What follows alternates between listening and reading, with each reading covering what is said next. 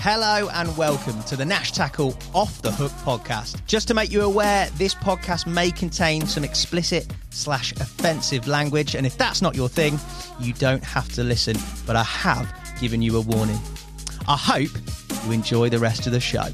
You don't know the half of it, but anyway. I'm skating on the thinnest ice known to man. He said, and they put a poison in the tank that just instantly kills them.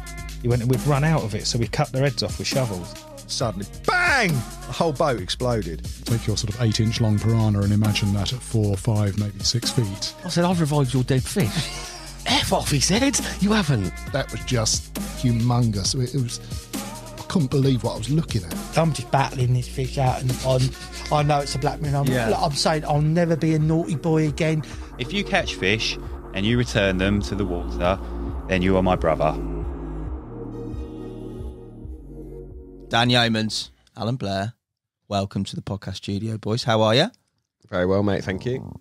You've got a little bit of a nasal issue that might crop up during this, haven't you, Dan? I thought you said anal issue then. Nasal? Jesus. How did you know about that? What sort of podcast we on, mate? I got a cold, yeah. Good. Unlucky. Unlucky. I'm slowly learning how to say this. Unlucky. Unlucky.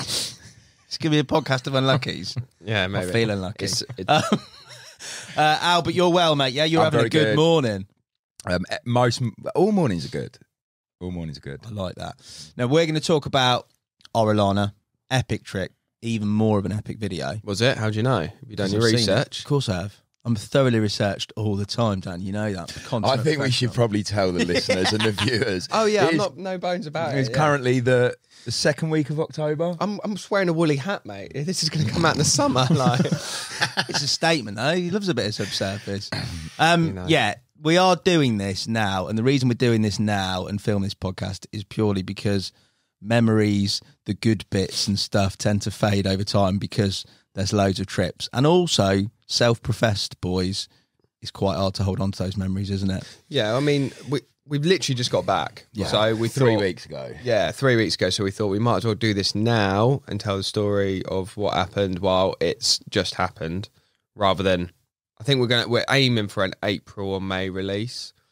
I hope you had a nice Easter. How was your Easter eggs? Yeah. Hope Christmas was good. Christmas would have been a good one. But if we tried to do it then, my only memory would be what people have literally just seen in the video. So yeah, it's so true. Like when we got back, we even though we spent sort of 7-8 days together, we kind of forgot to shoot a real vital point, which was a big interview with me. And I was really adamant when we got back, I wanted to do it as quick as possible. But even that was like 4 or 5 days later, wasn't it? And even then, you, of course, you start to forget those, what might deem as little details, but actually they're really important, or they could be really important. So you're kind of not in that moment anymore. Like when you're there, I would have loved to shoot that interview when we were there, but more than anything, time just ran out. We wanted to do it at the end of the shoot, but I refused to not fish the last night. Yeah, Alan wanted to fish one more night, so we couldn't do it early in the morning because there was a bite time. We couldn't do it in the evening because he was putting his rods out. And it ended up, we just missed it. And we kind of wanted to do it in a certain way where he wasn't there on the bank fishing as such. We wanted to have him up in Samir's villa doing it. Nice. So we made a compromise and went by Kev's pool. Which was actually perfect, wasn't it? Yeah, well, yeah. we hope the viewers think it was perfect, but I look forward to seeing it, boys. What I have seen of it at this current point is snippets of Instagram story, and it looked like an epic place, an epic trip, and pretty successful. What I wanted to talk about is the stuff that's probably more behind the scenes, that's not just going to be relaying the video, which is why we're doing it now. But what I wanted to start with is Orellana as a place. Massive, deep, Spain. Talk to me about the organisation and build-up, especially in the current climate of COVID and travel, about getting yourselves out there and getting in with a chance of making an epic video rather than it just be turning up and having an absolute shocker. Well, in terms of the firstly, it was our first big shoot out of COVID. We really, really struggled to get out into Europe during COVID. I didn't think I'd still be talking about it at this point, let alone like a year ago. Do you know what I mean? So already we were dead excited. But as for the organisation of it, it was our project, really. Yeah, just to put that into context as well, Bastl had been working for us for 12 months, hadn't even seen him. Not hadn't been on a shoot with him, hadn't even seen him. Samir, who would come up to the office to see me once a month, once every 6 weeks, 4 o'clock in the morning, we'd sit and drink coffees and chat and catch up, and I ain't seen him for 2.5 years. So that kind of puts it into context of, what Dan was saying with regards to COVID. The planning, I like that part. Yeah. I like that part. I try to execute it as well as I can, as organised as I can, not miss any details, i.e. not get caught out, not just from in terms of like having the right equipment, but all the stages of it, making sure the van's serviced, it's got oil, all the way through to making sure you're booking the right things. And in this instance, probably the biggest headache of all, and I hope by the time people are watching this, they won't have to go through it, is going and doing these silly tests. I say silly, I take that back. They're not silly tests, but it's hard work. You know, you got to get booked in, you got to go somewhere, you got to get the results back. Do you get the results back in time? Obviously, worst case scenario, are the results negative or positive? And all these things are playing on your mind. I'd had COVID not long before it, and that was an issue in itself, in terms of being able to get a second vaccination, and it was just stressful, weren't it? It was unnecessary stress, whereas normally you'd just be like, have I got enough big leads? Have I got enough tiger nuts, or have I tied enough rigs? That kind of stress, which is not that big a deal, is it? But when you're on the sort of, are we going or are we not going, and it's down to, potentially border control or authorities or the government saying, well, no, you can't go. We're going to make it a red country now, for example. That is quite stressful in the lead up to it. When it's changing on, almost a weekly basis, and you've put, mainly in the early stages, it's Alan's, 6 months it starts, the whole planning thing. And then if it's coming down to the week or the weeks leading up, and you just think every week this could all just go to nothing or go to waste, or not to waste, but delayed a year or whatever. But yeah, from a point of view of the film for Nash, we would have lost out on yet again another great filming opportunity, but also the disappointment myself and Dan. Everyone was looking forward to it, and Samir. Yeah. He's all right. He's already there. Yeah. He's got no skin off his nose. If we don't tip up, guess what Samir's doing? Fishing Orellana. But for us three, it was like, probably none more so than Bastl. I think if anyone got something out of it in terms of happiness, it was probably Bastl, because we have been together working in the office and we've been out shooting, and poor lad's stuck at home, on his own, editing videos and out. So it was a real big thing for him to be able to get out of Austria and to come and do this with us. Yeah, fair play. I remember seeing both of you boys at one point collating like a folder of paperwork to go to make sure that logistically, if you got to some borders, you weren't going to get turned back, and that would end the trip. But I remember that being relatively stressful, mate. Yeah. But you got there. In terms of kit, I mean, camera gear and fishing gear, talk me through what you took, because I'm guessing you've got Samir out there, but there's a fair bit of intel now on Orellana because people have been out there and fished it. But in terms of what you took, and in terms of what you took and planning the whole sort of media side, talk to me about those two aspects. The media side, relatively easy. It's not like fishing. I need a camera to go and shoot. Yes, you can say, I need a rod to go and shoot, but every fishing situation is different. Fishing somewhere like Orellana is very different than nipping down to Yateley Pads Lake, or, do you know what I mean, for a weekend. So that probably takes a lot more. I take the same stuff wherever I go, really, give or take. There might be a bit more kit in terms of some extra battery gear or whatnot, but mine was pretty simple. I took a camera to film with. A camera and some batteries. Whereas ours will be a lot more interesting in terms of the prep side of things. But yes, there is a lot of prep, but nothing that I haven't done for 10 years previous, in terms of you need your snag leaders, you need to make sure you've got braided mainline, big leads, the batteries charged, the boats. I think probably the biggest difference for me this time, and all this credit definitely goes to Samir, is I've done a lot of European fishing, and I've done a lot of European fishing with boats, but never have I had to register the boats before and measure them and give the weights and the serial numbers, and that then had to go to the Spanish authorities, and they had to vet the boats in terms. I think it's actually a really good thing, and in terms of them being safe, you know, to go on these big waters. If the wind picks up, there's a big storm. Is that boat adequate? Which actually put my mind at rest a little bit, that someone at their end cares that you can't just willy-nilly tip up on these massive lakes and just crack on. So we had to go through that process. There was also the issue, I've got to be... In a nutshell, I am now a qualified powerboat handler for European waters. Cool on the boy. Yeah. Yeah, we've kind of skipped over the fact that... And we kind of skipped over how we got to that point, and we probably will just leave it at that, but I am now legit above board. No, but I mean, we haven't spoken anything about, like, the whole concept of this film was to tackle Orellana, not just like we tip up there, we go to a spot, we sit there for 2 weeks, we catch a few. That could just be like... Yeah. Alan's dream. So there is that element, but I'm just for the boats, Dan, you helped me measure them. Yeah. Didn't you? So just to have the ribs, took 2 different ribs with us, a 320 and a 280. And again, they had to be insured. That's another point. That's not something I've ever been aware of. Maybe I should have done that in the past, but you had to have insurance as well. Anyway, hats off to Samir and Claire. They were in and out of places, government places or whatever it is, with regards to making this happen and getting it sorted. And, you know, fast forwarding now, Samir, when we actually went out in the water for the first time, he gave me this big waterproof wallet, and it was literally yay thick of paperwork and documentation and certificates and all sorts, which basically made us above board. So to be fair, logistically, as a trip, it is an absolute ball ache.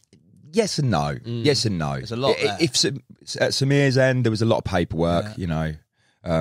You can do it other ways. I know there's people out there with the opportunity where you can book through them and they'll kind of guide you, and, you know, you pay the money and that's all done for you. You can sort of just tip up, and whether that be a driving survival, they're providing bits. So there are other options. I don't want people to watch it and go, oh, I'm never going to be able to go there. That's impossible, because that's not the case. Just the way we did it, we kind of did it ourselves. But anyway, what you were saying, sorry, what Dan was,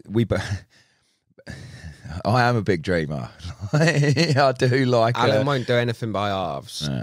No. So for a long time, I say a long time, for about 5 or 6 years now, and the inspiration came from watching, which I know you'll have watched, Hassan, people like, but people like Black Tip in Florida. Mega, and other sort of YouTubers, or just some viral reels on Instagram maybe. But anyway, I've been inspired for some time now for incorporating a jet ski into my fishing. And the first point of contact was Ditch, who is also living over in Spain, and said, bruv, we need to get jet skis. We need to go on the Ebro, you know, hook up to one of these big cats and go and play it from the jet ski, etc. He was as gassed as I was. He's into his sort of high-speed cars and power boats, and so he thought it was a fantastic idea. Sadly, however, they are illegal to use on the Ebro, which is a little bit strange when you see these bass boats and, you know, you see some of the watercraft that is on there, but for whatever reason, that you're not allowed a jet ski. So it kind of got shelved to a degree, because I didn't know anyone else who would have the same level of enthusiasm for jet ski carp fishing or a suitable place. You know, you're not going to take it as, Henry, I'm just like to bring my jet ski to Pads Lake. It ain't going to happen, you know. So I had this dream still that I really wanted to do some jet ski carp fishing. So we executed it. Bought a jet ski. Samir bought a jet ski, and yeah, they also had to be registered. They also had to have the insurance, and you also had to have a specific license to drive those on public waters. And yeah, a lot of red tape to sort of jump through in order to make it possible. But yeah, that was kind of a bit of a strong concept, weren't it? Yeah, but rewinding to when Alan first mentioned this to me. What's he got? He comes up with some great ideas. We've had some amazing videos over the years through Alan going, I want to do an underwater film where I dive down and I place my rigs on car bonnets. All right, whatever. But this one it's one of them meetings where, like, I'd love to be a fly on the wall. He's called me. He's like, right, Dan, we've got a video shoot. It's Spain. We're all on. I was like, yeah, cool, sweet. Yeah, sounds good. He's like, yeah, we're going to do it on jet skis. I was like, what? He's gone, mate. He's had too many late nights. I was like, wait, they're jet skis. And I was like, how? And then Alan's going off, it'll be sick. We'll be buzzing about jet ski. And I was just thinking, he's off his head. He's off his head. It's logistically a nightmare. But we did it. Yeah, we did do it. But we did do it. You know, and why did we do it? Like I say, for me, it's been, and Dan, I've been doing a job a long time. Dan's been here a long time, and it's really hard, a bit like product development, to reinvent the wheel. And I've definitely found myself, it's why like I shelved UrbanBanx. It's why I've struggled to get out and do UrbanBanx, because once you've done a number of them, unless we were speaking about it a couple of days ago, well, Henry mentioned it, you know, it's either venue driven, because it's an epic venue, Lake Bled, for example, Sweden as a country, you need something epic. Maybe it's the Carp, they become the star of the piece because they're epic. Maybe it is a rig, maybe you're showing something that's so informative and educational and benefits someone's angling, but you need something in those.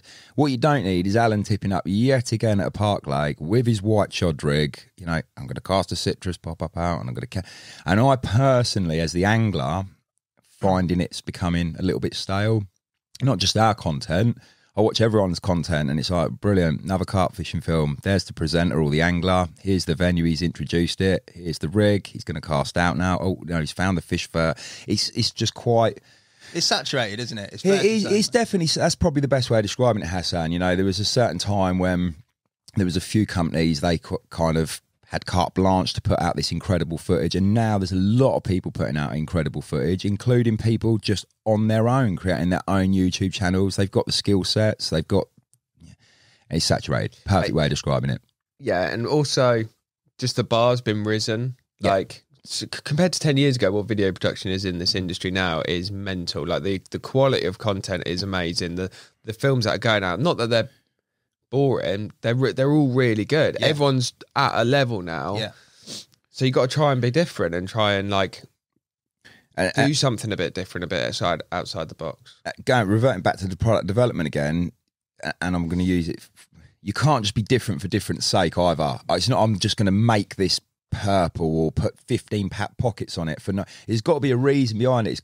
So this was probably a little bit on the side of a bit far-fetched. But, you know, I could see it working in my head. It's a big venue. It's a big venue where you need to travel long, large distances, you know, to get to certain points. So, but it's also, I think, from a sort of a wider perspective, there's not a lot. There's a few, but there's not a lot of instances where sort of the influence of other types of fishing, for example, the black tip stuff, and that's drawn into the carp world. It's normally relatively insular, like you say, and that is something that, all right, it's a bit of a far-fetched concept, but you've pulled it off, and it's certainly different, mate. There's something there that's different to what you'd normally see on a YouTube carp-based UK channel. When we went over, Hassan, you know, you've brought that point back up again, and it's a good point too. Basically, Dan said, or I think it was Bastl was saying, look, Al, what we're going to do is we're going to create a film where you're going to go and live Samir's dream. You know, Samir's sold up, business gone, house gone, moved to Spain, living the dream. This isn't my dream. This is Samir's dream, and I'm going to go and live a very tiny part of his and Claire's dream, and we're going to take that dream and we're going to give it back to the viewer. So they're almost they're always getting into a bit of that dream as well. And it's what you're saying with regards to black tip and that. Yeah, I watch this stuff and I'm like, I want to be out with that dude doing that. You know, everything's about inspiration. Yeah, you know, it is for me anyway. I'm constantly inspired. It might be a piece of music, it might be a bit of art, it might be a piece of film, it might be something I see in or outside of the angling industry, but you're inspired. And I don't know if you want to lead on to talk about Eastern Rises, because as well as the whole jet ski thing, going back to me saying it's becoming a tad stale, or I personally feel it is, Dan and Bastl had this other concept with regards to... Yeah, now I don't know how the edit's going to look yet. We don't, but... Because we're so far ahead of... Talk about it though, bruv. So yeah, the other thing is, like, we could... And it might end up like this because it's probably, like, the easy thing to do. I won't let it happen. Is shoot it like a UrbanBanx chronologically. No. No. No. Do you know what I mean? Like, just shoot what happened. And, yeah. And it's hard to say because it might be... No. like that. It might have to be like that to a degree. You're giving yourself a massive buffer area. Yeah, but he's not. He wasn't behind the camera. He hasn't seen what we shot and how we shot. Like, these are the best. They will make it happen. And I'm not saying it's going to be mentally different, but just trying to look at the video production in a little slightly different way than man tips up, man gets rods out of rod skin, man puts rig down, man goes back, goes to sleep, wakes up, bite time, bite, fish, next venue, like move. Day 1, day 2, day 3. Day 3, day 4. Bastl. It was Bastl. He watched a film called Eastern Rises. It's a fly fishing film. Have you seen it? Haven't seen it. Hassan, watch it. It's really, really good. Watch it. Probably 10 years old now. 10 years old. 10 years old, yeah. Eastern Rises. And it's about some dudes who went. It's really like documentary style. They just a cameraman followed them, and they went to. I'm going to say Russia. It is Russia. They flew in an old military helicopter into the total wilderness in Russia. It's like for fly fishermen, it's like this dream venue. I can't think of the river or whatever, and it's a series of rivers, hundreds of miles of rivers. But they flew in and they fished there a couple of weeks. They shot it. They made a film out of it. And we but it wasn't like, this is what happened on day 1. This is what happened on day 2. It was more about the experience, the journey, the inspiration behind going, the friendship, a little bit on, then goes into the tactics and how we caught them. But, it uses bits from their whole trip rather than this what happened on first day. Yeah. And we want to kind of do it like that. So it is a little bit different. It's not so much day 1, but I think it will have to be like that just because of to a degree, it will have to follow the storyline of the film to make it good. But like there will be I don't know.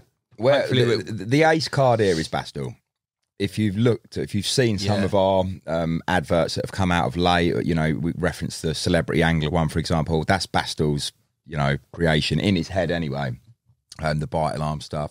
He's very, and he knows he wants it to be like this. Dan is playing it safe here with regards to what he's saying, but we will be as risky as we can in terms of. I want it to be different, and that's where I was going, Hassan. You've got these jet skis out there, different. You've got the way that I hope the film comes out at the end, different, because as a company, as individuals, we all feel we have to push ourselves like that. Otherwise, it's like you get in a rut, and that's not good. Through the motions, you don't want to feel that. Yeah. Nah. Talk to me about arriving at the venue. Obviously, Samir's there, house there, so you've got essentially feet on the ground, everything sorted. But the actual, it's big, it's deep because you've seen the sort of PR around it and people talk about it. But actually being there is completely different. Talk to me about when you first got there. Well, my journey was really easy. I just flew into Madrid. Samir come pick me up. How was yours, Al? So, if you want to hear a little bit about the journey, because this won't be included, we didn't film any of it. Right. It might be interesting for the viewers to understand how we got. So Dan bailed on me and basically said, I'm not coming with you because I'm important and I'm going to turn up at exactly the right moment to start the job. No, it weren't quite like that. Basically, good friend Lolo, our French videographer / social media manager, he was getting married that weekend. He'd invited all of us to the wedding, all the boys here.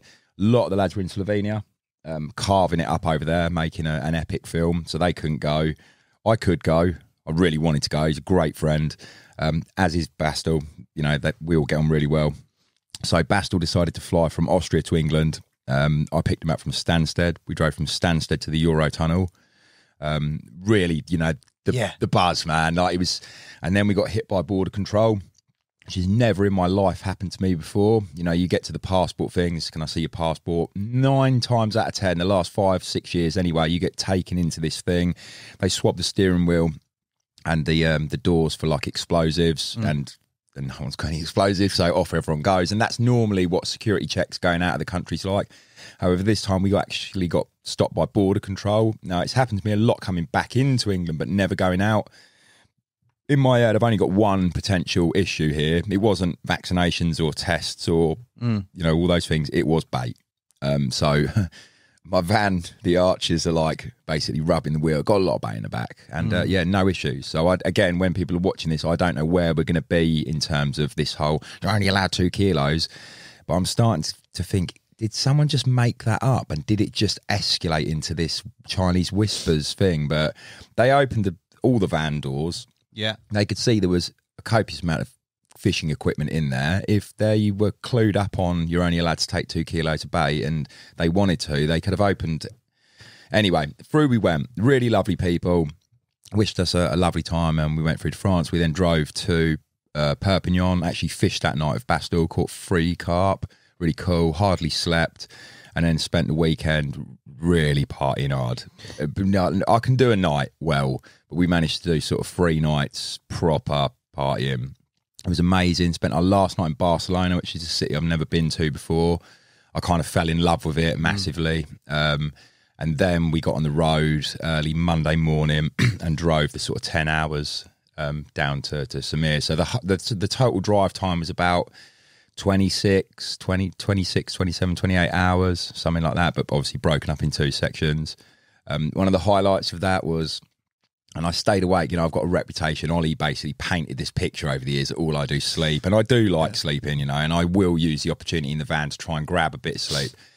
But this particular trip, because I hadn't seen him for so long, the conversation, we hardly listened to any music or podcast, the odd little bit, but we just talked for the duration. But at some point, about 3 odd hours before arriving at Samir's, I was like, I'm just going to nick an hour, Bastl. And he's like, yeah, no problem. I've like got my socks off and I'm all like cozy with a pillow. And I wake up to him slamming on the brakes, and there's like 10 Guardia Civil with massive machine guns. This is on the motorway. Jeez. Massive machine guns. And they've thrown a stinger out across. Yeah, I've never even seen a stinger. You only see it in films or like police inspectors or whatever. Anyway, we've had this stinger go out and there's military all right, police.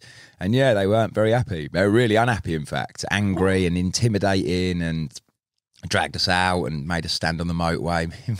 Are you joking? No, real talk. The things people do for a selfie with him these days. yeah. That's extreme. Yeah. Now, to a degree, that's happened to me quite a few times before, similar kind of situation. So it was whatever kind of it. Bastl, nothing like this had ever happened to him before. He was hating it, and I kept looking over at him. I couldn't stop laughing. It was so funny.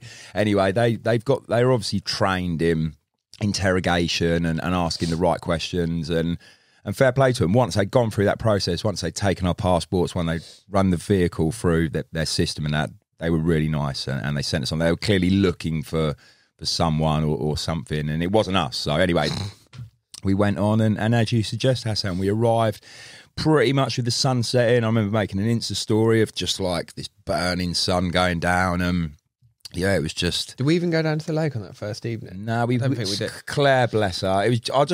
The hug, man. Giving them two a hug was special. Like I say, you know, party with Samir and Claire a lot, socialise with them, and I just love them both. So to give them a big hug, and their dogs and their boy Jamal, and to sit there and eat ham and cheese and have a beer, and it was a pretty cool day, weekend. Definitely, mate. A massive respect to them because of what they've done in terms of selling up and living the dream, literally.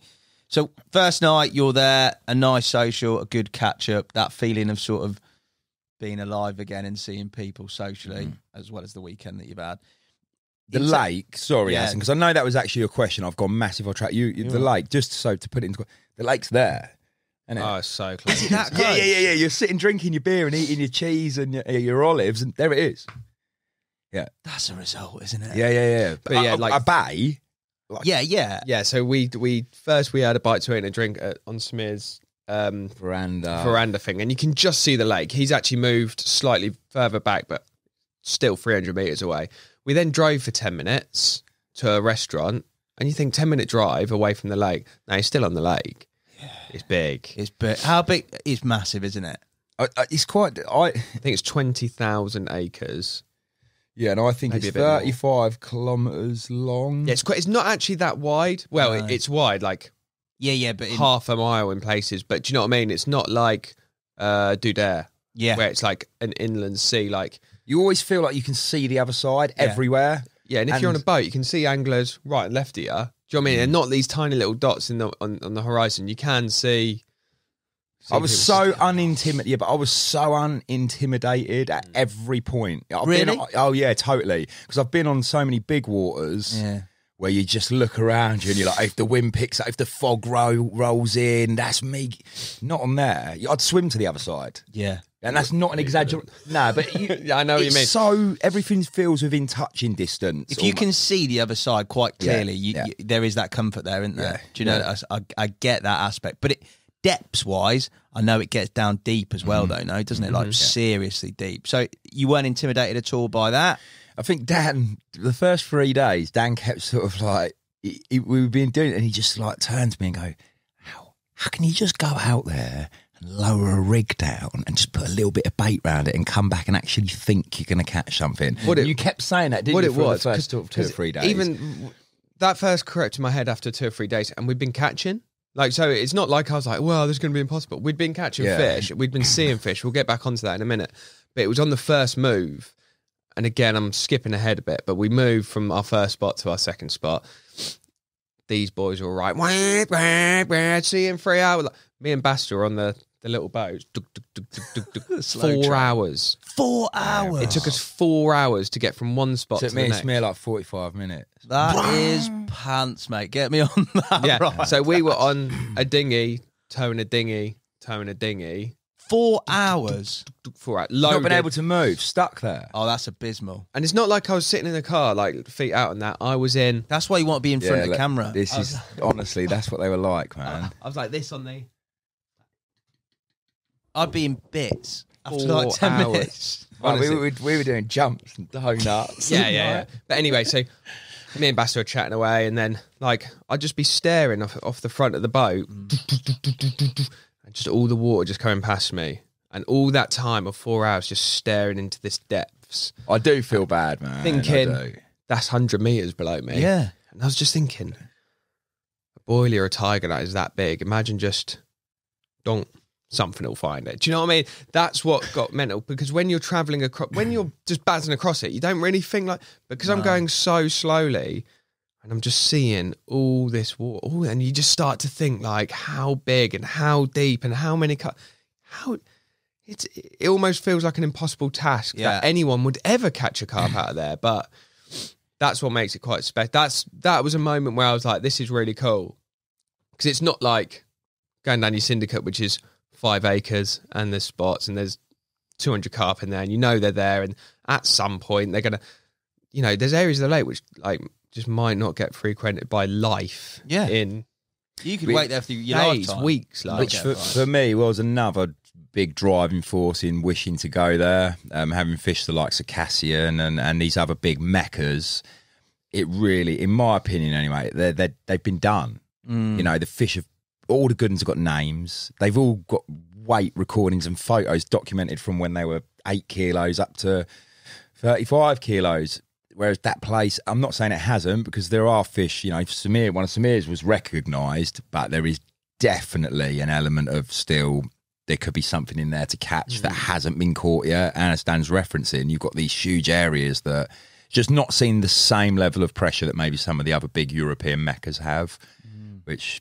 yeah, it was a big driving force in wishing to go there. Yeah, and although we will get onto like the pressure on the lake, like it's not like Europe, the rest of Europe, where some of those lakes get hammered by a lot of very good anglers, like the Orient, like loads of really, really top anglers have been there and they've hammered it. They're almost circuit waters, aren't they? And although, like I say, we will get onto how much it was pressure, but in the grand scheme of things, it's not really been, because it's so far away, because it's down in Spain, because it's not France or Germany or whatever, like it is, yeah, that makes it a bit more mental. Like Al says, there is a big one. Everyone knows what the big one is. It's fucking massive. It's the biggest one they've caught, though. Whereas when you speak to the likes of Samir, and I know some other people that have spent time living over there in a similar sort of situation to Samir, and I know it's easy as anglers, we're all, but it's this big. I've heard claims that there is absolutely 100% fish over 100 pounds in there. That's the claims I've heard, and that's from people that I respect. They're not just like, you know, passers-by. There was a big carp. It was massive. These are like proper lads that claim they have seen fish in excess of 100 pounds. But it would be that type of place, wouldn't it? Of course it would, Hassan. And if you took all those anglers that have invested all that time over the years onto the likes of Cassian, and you you drove them all onto that venue and they fished it as hard as they. Then you would know. I think where Dan's going is at the moment people don't know because it's not seen that same level of pressure, and that makes it a little bit special. A little bit like every time you get a beep. Could be the one. First 100-pounder from Orellana. So I think the other thing is, like, kind of ironically to everything we're saying, going back to when we first set eyes on it, it was dark. You know, we went for our meal, had a meal, we sat by the lake, but you're not watching the lake or anything like that. We're having a meal and a catch up, great time. Went back, and then we actually stayed the first night in Samir's old house. He'd been renting a house while they were looking to buy one, and then bought one 300 metres back. So we stayed in there. This is mental. This is mental. It's like midnight we get there, pitch black. It's up this steep hill. Shattered. Everyone's shattered. I'm having but I'm like, nah, I'm doing a van sort out. I'm stripping the van. There's barely any electric, like the electricity's run off like a hamster wheel or whatever, like, and so it's all pitch black. We got shown it's so hot. It was so hot. Is it hot? Oh, you couldn't sleep inside the house? Impossible. I tried. No. Impossible. Yeah. So we're all outside. Well, no. Well, what happened was Al's had his massive van sort out. I've gone to bed. Yeah. Bastel's gone to bed. We slept inside. Bastel's actually up and down. He's moving from inside and outside. He couldn't settle. Too many mosquitoes out there. And he comes in. He's like, oh, it's too hot in here. And goes back outside. And I'm just like, I'm trying to sleep, Bastl, mate. Al's just... So we should point out Dan had the only fan on his face. You had a fan? Yeah. The most important. So... If I'm knackered, there's no video, so I'm the most important. Diva. Nah, but so Al slept outside. I've got a few hours kit, whatever, and then No. Before that, I've basically slept outside. Bastel's just next to me, and I've got my scope Mozzie shroud, you know, with the mesh that drops down, and I'm really proud of myself because I've hooked it onto like a beam, and normally you have to use a pole, and that's right. Yeah. I went to sleep really content, brilliant. I'm in tucked under my mesh, and I've laid there like no more than 5 minutes, and I've heard. I've gone, Bastl, did you hear that? No. And now I'm thinking I'm really tired, and the lake is a long way away. What I was going to say. Yeah, a long way away. But 15 minutes later, Bastl, did you hear that? Shut up, Alan, shut up. And that's it, I went to sleep. I went to sleep in my head having heard 2 shows. Yeah. So I've come out in the morning and I've gone, oh, you're right, Matt, how did you sleep? He goes, yeah, I heard 2 shows. By this point, it's just getting light and I'm going, is that the lake's over there? Now I'm thinking the lake's 300 yards and we're high. It's down a big hill. It's 300 yards to the edge of the lake. And I'm thinking they ain't going to be shown in the light. And then it's another 300 yards until you're in the body of the lake. 600 odd yards away. And I'm looking at him like, oh, he's tired. And he's going, yeah, I've seen 2 shows. I heard 2 shows last night. Yeah, I heard 2 shows. Getting all excited. And I'm thinking, of course you are. What big bay? Yeah. 35 kilometres long. Yeah, they're going to be there out. And I'm just sitting there with a coffee. And I've just seen this black shape. 600 yards away, whatever, like this tiny little black shape. And I'm like going, nah, it can't be. Ow. I've just seen one show. And I think you're even doubting yourself a little bit. I did hear one. I did hear one last night. I did. And he's come up to the edge and we sat there. Another. It's incredible. They're all there. Another. Just in front of you. Another. And it to the point where I stopped watching, and every time I turn around, there was one. Double shows. Man. Triple shows. Then they're over there. We see them. They move. You watch them move. 500. And it was just, I was just thinking, oh, this lake. And then I just started thinking, going back to what I was saying a minute ago, how do you, there must be thousands. There must be everywhere. Like, if they're just showing it. Got really, really excited. We were due that day to fish what turned out to be our second spot, the 4-hour trek. And we knew that day we've got 4 hours in the boat once we'd shot our intro, Samir's come down. We were like, they're here, mate. And he's like, we fish here then. We fish here. No. Actually, he said they haven't been here for 5 months. Right. He's obviously been there the whole time. 3 months. There's been no fish here. He's got. So they've literally tipped up that week in this area. He's got a pal who concentrates on that area because he lives there. He's not driving to the other end of the lake. Like, he big lives up Raoul. Yeah, Raoul. He fished there and he caught a really, really mega one from there, like 3 or 4 months previous when they were last there. Yeah, and then he hasn't had a bite for 3 months. We've tipped He up. has slogged it out like blank after blank after blank after blank. He's an animal as You well, tipped by the up and way. it turned up. He's an Tipped animal. up. Why is he an animal, Dan? You said he's an animal. He's Right, just yeah, at passionate, fishing. mate. Yeah, he's, Boy. Yeah, I'll come on to it towards the end, but like that last night. Yeah. Good angler is what I'm saying. He's an animal at fishing. Yeah, so then we're there. We've seen him show. Samir's just like, well, if they're here, you've got to fish for them. And I'm thinking they must be everywhere, but they weren't. They'd just come into this bay on our first morning, 4-hour arrival. Happy days. Mad. I kind of really, it was one of many regrets of that trip, and that was because it's not like me. I should have had those rods out that night. I shouldn't have been laying up there. No, I should have done, and I would have normally. Hence, what I referenced when we drove down through France. Yeah, fished for like 4 hours, and I caught for it, and I should have gone down there that night and slung out some rigs. But like logistically, in hindsight, you say that if you're turning up in the pitch black to there, we didn't even know what the terrain's like. No, do you know what I mean? Still should have done it though. So rocky and horrible. Yeah, I mean, it would just be a bit. Looking back, yeah, but I think at the time, the reason that thought didn't even cross your mind is because we've just drove 20 minutes along the bank of this huge lake. Why would they? What? It'd be pissing in the wind, and he'd kill himself for the first night, spending 3 hours getting rods out and this. So we didn't, and he didn't. But like you say, probably should have. So you saw him in that bay, coincided, brilliant timing, universe, stars aligning. You fished there with Samir. How was the initial sort of approach and setup with regards to those fish? Because you said they were just in that bay. I'm guessing they were in decent I'd say that numbers. bay, it was like 300 acres. It's big. Yeah. All towing out with baits, with boats and dropping just on them, or was there any sort of bait application to try and hold them there?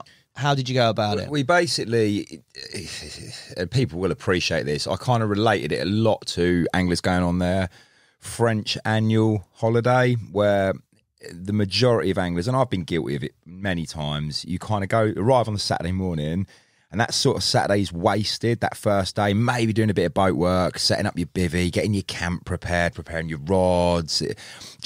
All of a sudden, the day just runs away of itself, and none more so on this trip. I was up before first light, and before I knew it, the sun was setting, and we were only just getting down to the water with the boats, so a whole day.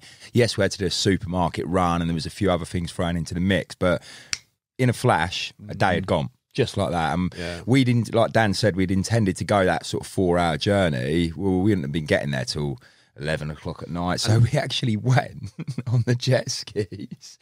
We basically went 200 metres, like from his house just to another little bit. Like that was the first just jaunt out. Like they ran. And we could have walked there. I could have walked the gear down. Like. To the point as well, where I've had to nip back up to the house while they're having their first little blase on the jet skis. I've got nipped back up to the house, and Samir's rang me while I'm stood there, and he goes, "Can you see me?" I'm like, "Yeah." He goes, "Were they showing here?" And I was like, "Go further." And I can see this little thing, me, and he's picked the phone up again. Here, I was like, "More to my right, me." I was like, "Anywhere around there, mate, is good." And he kind of clocked it, and that was like the first journey. It was me telling him where they were showing. Yeah, so with regards to your question, bait application, where did we fish? We fished in that sort of, there was a bit of a line, weren't it?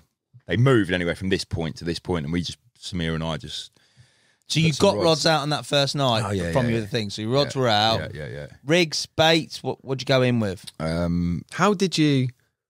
Because obviously it was your first night. Did you just go with gut, or did you... No, if you remember, I had this area out where they were showing, which was so bland. You know, it was just a real gradual slope going from, the bank.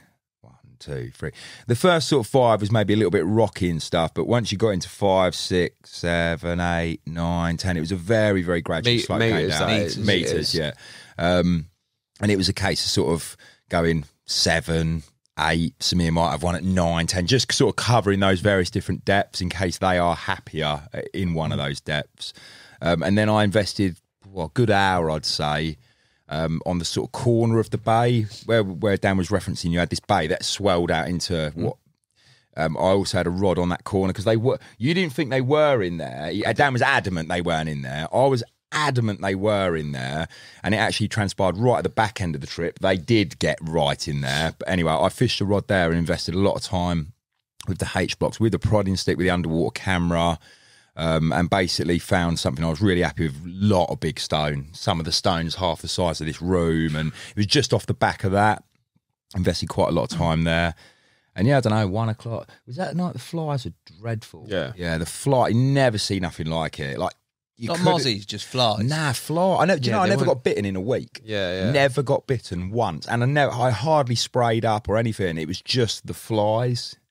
Mozzies What, weren't just a round problem. your eyes, going for some... That head torch, geez, that head, I'll try and give you some footage to overlay onto this, but there's a night shot of Samir with a head torch on, and you can't see anything for flies. But you can't, the fact that it's not too bad, you'd think, 'cause you can just ignore flies around your face, like millions. In your mouth. You can't, eating them. geez, you can't breathe. You go, 10 flies are going in, so you've just got to go.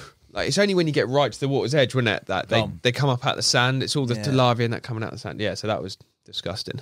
Beautiful. So it's a late night, and then I've just woken up to a ripper. Like I did, like, I couldn't believe it. Like an absolute pisser. You were up, Dan was up with me. 5 a.m. It was about Yeah, so the 5 rod had a.m. been out like less than 5 hours. And they're still showing in this zone at this No, point? we never see a show. We never see a show right. that night. But yeah, I woke up to like a absolute melt. yeah, and I basically really bad angling. I've totally lost my head. I've like convinced myself it's some Lethian, and I'm out in the boat, and there's another rod near it, and I've wrapped a line up, and all I needed to do is chill out and just play it from the bank because it was like. You ran to get the boat, didn't you? You go, hold this. Get the boat. Just a moment of like not thinking things through properly. Like just chill out, Alan. Like and see if it is a substantial carp or I didn't. So there's been I didn't times go where to panic mode. No, not at all. But Samir, because you're taking on all this knowledge from Samir, and he's talking at the meal night before. It's like, you know, because there's so many cray pots, there's so much rocks. And I'd seen it on the camera. I just said to you, the stone, my line lay over the top of this. I was literally weaving it through these massive. Don't risk anything. Get out in the boat, get over the top of them. Just it's big fish, clear. European fishing. Get over the top of them. I was handed this rod, so I've got a camera in one hand. He's going to be 30 seconds grabbing a boat, coming under one rod and jumping onto it. And I'm thinking this thing's just going to like pressure on. Yeah. Keeps going slack, and I don't want to. I'm not here to. I'm like, come on, slack it. What the fuck's this thing do? I'm almost thinking, has it come off? Yeah. But he just keeps. No, it's still there. And I give it out, and I just look down. I go, it's here, mate. With another line round it, with a H block round it. Like it was a mess, but. We looked at it and yeah, we were up anyway, kind of thing. Kept it in the net, and Bastl he got up about an hour later. He's like, fuck that off, mate. Just fuck that over the net cord. And we were like, no, it was my first one. First one, I said that. I go, Like, if it had been half absolutely the size, I was having a photo. You're thinking that shoot them, mate, all over. Yeah, one this fish job. This is the ending. Like, nah. Yeah, but Bastl literally was just like, it's tiny. Fuck it off. Get rid of that. But like, you were gassed. Of course I was. Yeah. Me and him I had running a down bite, to that. mate. I'd done it on my own. It weren't like Samir had pre-baited a spot or, you know, I'd been tipped off about this. I just spent time investigating, looking, rig placement, and I got a bite. Well, I should be happy with that, but cool. not according to Bastl. Like, And also, fucking ruined the moment. Like, Me and him were gassed, like because it was 5 a.m. and it's a melt, and I'm running down this rock in no like camera in one hand, trying to like turn it on, and he's like, we were buzzing, and then And he Bastal's just just like, killed it. that's fucking shit. but your first one is significant, mate. yeah. I'd definitely take that. To answer your question, Hassan, 070 mono snag leaders. I actually started off on fluorocarbon, and then Samir put me right. I love a fluoro snag leader, but a lot of my fishing's with mono. And sort of halfway through it, he's like, bro, be careful, man, because with the braid and then the fluoro, you've got no stretch, like nothing. And I'd also been cut off or one of them become damaged. I ended up switching over to just a big 070 Nash TT mono snag lead. But that is essential. The braid is essential. Sometimes I had like 20 turns left on a Scope GT 6000 reel, and you can put a lot of line. We were towing them 350 metres out. And yeah, big strong hook links, big hooks. Nashy had a word with me like 3 days into it. I dropped 3 fish. And I don't lose that many, man. So I dropped 3 and it was burning me. Absolutely burning me. Classic Kev, just put a bigger hook on. And I did. And it I never dropped another one. So if he's watching this, he'll be like, "Oh, fucking, I told What were you on, you." 2s? I was on 4s, Right. and I went to 2s. Yeah. And when you're looking at them, Matt, it's neither here nor there. I know little Finn, he's just come back from Croatia. He's using 1s, you know. And when you're fishing for those fish, anyway. Just to answer that question, you were kind of like, what were we doing? Nothing out of the ordinary, bruv. Snag lead is the most important thing. Heavy leads, if there's any chop on the water or with the braid, you need to be anchored down. Big heavy leads and rigs. But interestingly, bait-wise, you'd think a big lake like that, like, let's get him in here, let's get him in here. Fishing for a bite. Yeah. To start with, wasn't it? Yeah, well, basically, Nick, who's also been in the UrbanBanx films, Bastl and Nick. So Nick's actually fished there before, and he'd been once. I think he'd done 2 weeks or 10 days, and he did give it a good seeing. Like, he really did. They caught a lot of good fish. Well. And he literally, every single bite was caught with a single tiger nut on the hair and 5 tiger nuts. Oh, that's mental. Now, that is mental. Now, I tried that, and it didn't really work for me. I also tried the sort of 2 or 3 kilos, and that didn't really work. It did seem to be get the rig down there and just put a little bit of bait. But I don't know if you want to talk technical now or pick it up later. No, I think we'll do it on that but second spot. When we get to that second spot, we talk. Our really starts carving out. We'll talk about it then. But yeah, first fish in the bag. We were gassed. Celebrate. We didn't do a lot of footage with it. Picked it up, put it back. Let's go. We're champions. Let's go have some breakfast. This is another thing. The food. Right, so you can tell it. You love this story, Dan. Right. So again, not in the film, guys. So this is the sort of thing you want. Right? yeah. Logistically, probably the reason that first day was wasted because, like you say, got to the supermarket run, go and make sure all the batteries are charged. Where we're going, you can't nip off anywhere. Like, you can't just. Yeah, important to know that. You can't just. There's not a road behind it. The access on Orellana is horrendous. So that's why it's taken us 4 hours in a boat because the nearest. All you got is a mountain behind you. The nearest road might be, and I'll go to the last night when I went to pick a kebab up off Claire, who'd picked it up and drove to us. I walked, I think, about 1.5 miles. But over mountains, like Samir's just gone, here's a pin drop, and I'm going, snakes and pin drop there, mate. So I'm walking it anyway. I'll get to that, but that's what I mean. Like, you can't just nip out. So we had to be prepared. A few weeks before, I'm really busy at work. I'm thinking the trip's miles away. Like, I'm not too worried about it yet. This is probably a month, 2 months before the trip. Samir's text me going, what do you want to do about food on the trip? I think, fucking hell, Samir, food on the trip. Like, I've got a lot more things to worry about before, like, what I'm eating in 2 months' time. He's like, well, there's this lady and she'll cook for us and she'll do these little polystyrene pots, and I just ignored it. I said, I'll think about it close to the time.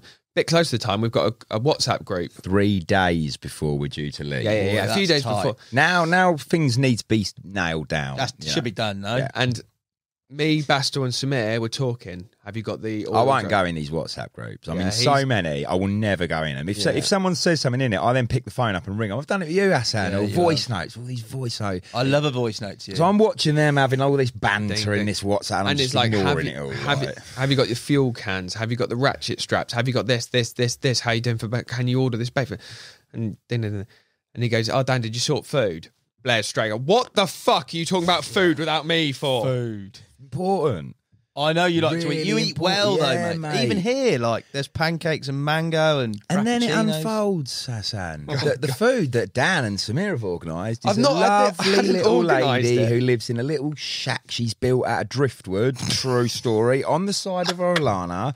And Samir has worded her up and done a deal with her that every day she will row across in her little hand-carved canoe or something with these polystyrene boxes. It's 20 fucking euros a head. So it's 80 quid a day to be fed by said... And she lives in a driftwood house. And she has provided a menu, which I've now managed to get access to. Show me the menu. So I get the menu. Lizard stew. Hair casserole. Like... Behave. No, bruv. No, she's sourcing from the land. Like, she's sourcing the local veg and the local... I've lost my head, mate. Iguana bourguignon. iguana bourguignon. Like, I've rung Samir, bruv, and I've just lost it with him. Completely lost it. Wow, I don't really eat that well. I said, well, this trip we are eating well on the banks, Samir. Well, how are we going to make it happen? Your fucking beautiful wife. Speak to Claire. Tell her she's got to do a supermarket run every 3 days. We'll bring loads of ice packs, big freeze cool bags. We'll be able to store it all. I'll speak to Claire then. I'll speak to Claire. And he did. And of course Claire would do it for us. She'd do anything. And she's a good cook as well. She didn't cook for us. Did she cook for us? No, but she basically was a diamond. We couldn't have done a trip really without her, man. And she basically agreed that she would do the supermarket run every 3 days for us, so I could have some fresh avocado and some olives and some feta cheese and some milk and iguana. Not iguana, bro. Like celebrity angler. No, it's not. I was quite happy roughing it. Like it ain't that. Yeah, what it is if you get up at 4 a.m, if you have, and a couple of those nights, quite a few nights, I hardly went to sleep. If you're getting bites through the night, or whatever, I look at the state of me, man. There is nothing to me, and I need that good food. It's that good food that sets me up for the day and keeps me going, if you know what I mean. If I know that all I've got from today is a pot noodle or... It's a morale booster, mate. It's a morale... It is a big morale booster. Food is mood. Food is mood, Hassan, like... So, going back to it, we'll get off iguana bourguignon. Blair's had one, and then he's gone to cook first breakfast, and he's... Fucking fair play. I'm glad he did intervene with food because he rustled that. What'd you go? What did we go that first morning? It was smoked salmon, and toasted muffins, cracked smoked black salmon pepper with some fresh lemon and some poached eggs and some cream toasted cheese. Ciabatta and just to set you up for the day. We'll set you up for at least until the evening again. You know, if you go into one of them fancy London Yaya breakfast bars and you get like a sourdough and avocado. Yeah. It was like that. All over that, mate. Finished off with a think food, Biscoff, waffle, done in the Richmond. Like, that's why you always film with him, innit? You get well. He's good. He's amazing as well, though. Like food. Yeah, amazing. Yeah. And it's not because I fine dine in nice restaurants. I don't. Maybe once or twice a year I'll go to a really nice restaurant. It's not. It's the crack more than anything. It's like you nailed it. It's the mood. It is a morale lifter, and for me anyway, I need to eat well. Otherwise, you can't go at 100 miles an hour. You might be able to get away with it for a day, but when I know I'm doing it day on day on day on day on day, I've got to eat well. Yeah. I didn't know you were a dab hand in the old chefing department. 100%. Master Chef meets carp angling. Done. Well, like you say, it's like when you've done a long day, to have a nice joint of lamb to look forward to, or like, we've got this tonight. You can talk about it all day and you look forward to it. But anyway, we've had this amazing meal. And we were due to leave. The plan was, we'll give it a night here. If we blank, we'll leave. Blair's caught one, sure, but like they weren't there like the morning before. They were bouncing the morning before. They weren't the second morning. We thought, we've gone. Maybe the jet skis going round, maybe the boats. Like, they're not here. We'll have this big grub up, we'll have the big load up, and then we move to this spot. We knew it's going to be 11 o'clock. The whole day. That was our cut off. Yeah, it was. It was 11 o'clock, cut off, we move. So we've had breakfast, we're eating breakfast, 11 o'clock's creeping up. Samir's, I think he'd even railed one and rod in. He's gone to a big drop back. He's sprinted down to, he's a couple 100 metres up the bank from me, and I've seen him. I was chatting to these two, I've just seen him run down. I've gone, he's in. Grabbed my camera and I'm running. And he's lifted into it and sure he's in. But before I'm halfway there, he's in the boat. I ran back, grabbed the drone. He's got this bite. And what unfolded was pretty fucking special. I knew it. I sat on the rock. I'd eaten my breakfast and I sat on a rock watching him with his on my lap. I'd just done his for him. And it was sitting there getting a little bit cold. But I was watching him. And he's great. He isn't all. He is really loud and brash, but when he's in battle with a fish, he's really in control, and he's not like all like cheering and shouting. He's very calm. And I watched it unfold, and I watched two big lunges on the rod, and I watched the boat move. I was like, big 'em. I called it, mate. Well before the fish ever come near the surface. And I think you see it on a drone, didn't you, as well? But I'd called it already. Just watching two lunges, boom, big 'un. And you've seen the film, guys.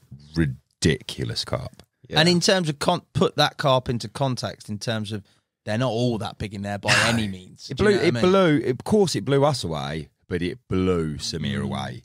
Like it's hard to keep him quiet. Fucking mental. Yeah. It was fucking mental. Yeah. The other thing is like there ain't many mirrors. No. Well, they say like 1 in 100, 1 in 50. Is it 1 in 100? Oh, at least 1 in 100. At least, Yeah, not yeah. 1 in 50, man. No, More than more than that. Like So you take 1 in 100. Let's say there's a few thousand carp in there, a load of fat, and you take the volume of water, and he's basically pulled an absolute Hen's worldie out of teeth. the bag. Yeah, worldy. And I think, bearing in mind he'd been there best part of a year, and he'd done a decent amount of time on there. He'd done his big weeks, 10-day sessions, flitting all the time in.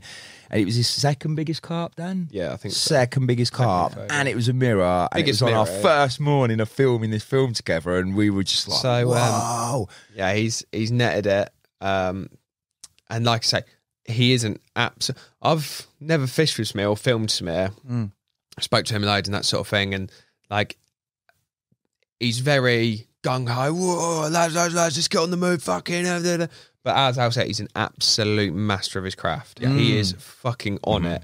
And like Al said, he was so composed and he's playing it and he's doing the right thing. It's just effortless for him in the boat and that. Like he's just so. It's like his environment. Yeah, he is most at home in a boat with a big fucking carp on the end, and he's just. It's just synergy. Do you know what I mean? He's just like so aesthetic.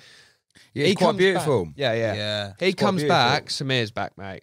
Fucking hell! I've got this. How big do you think it is? And I'm just like, let's just fucking get it out.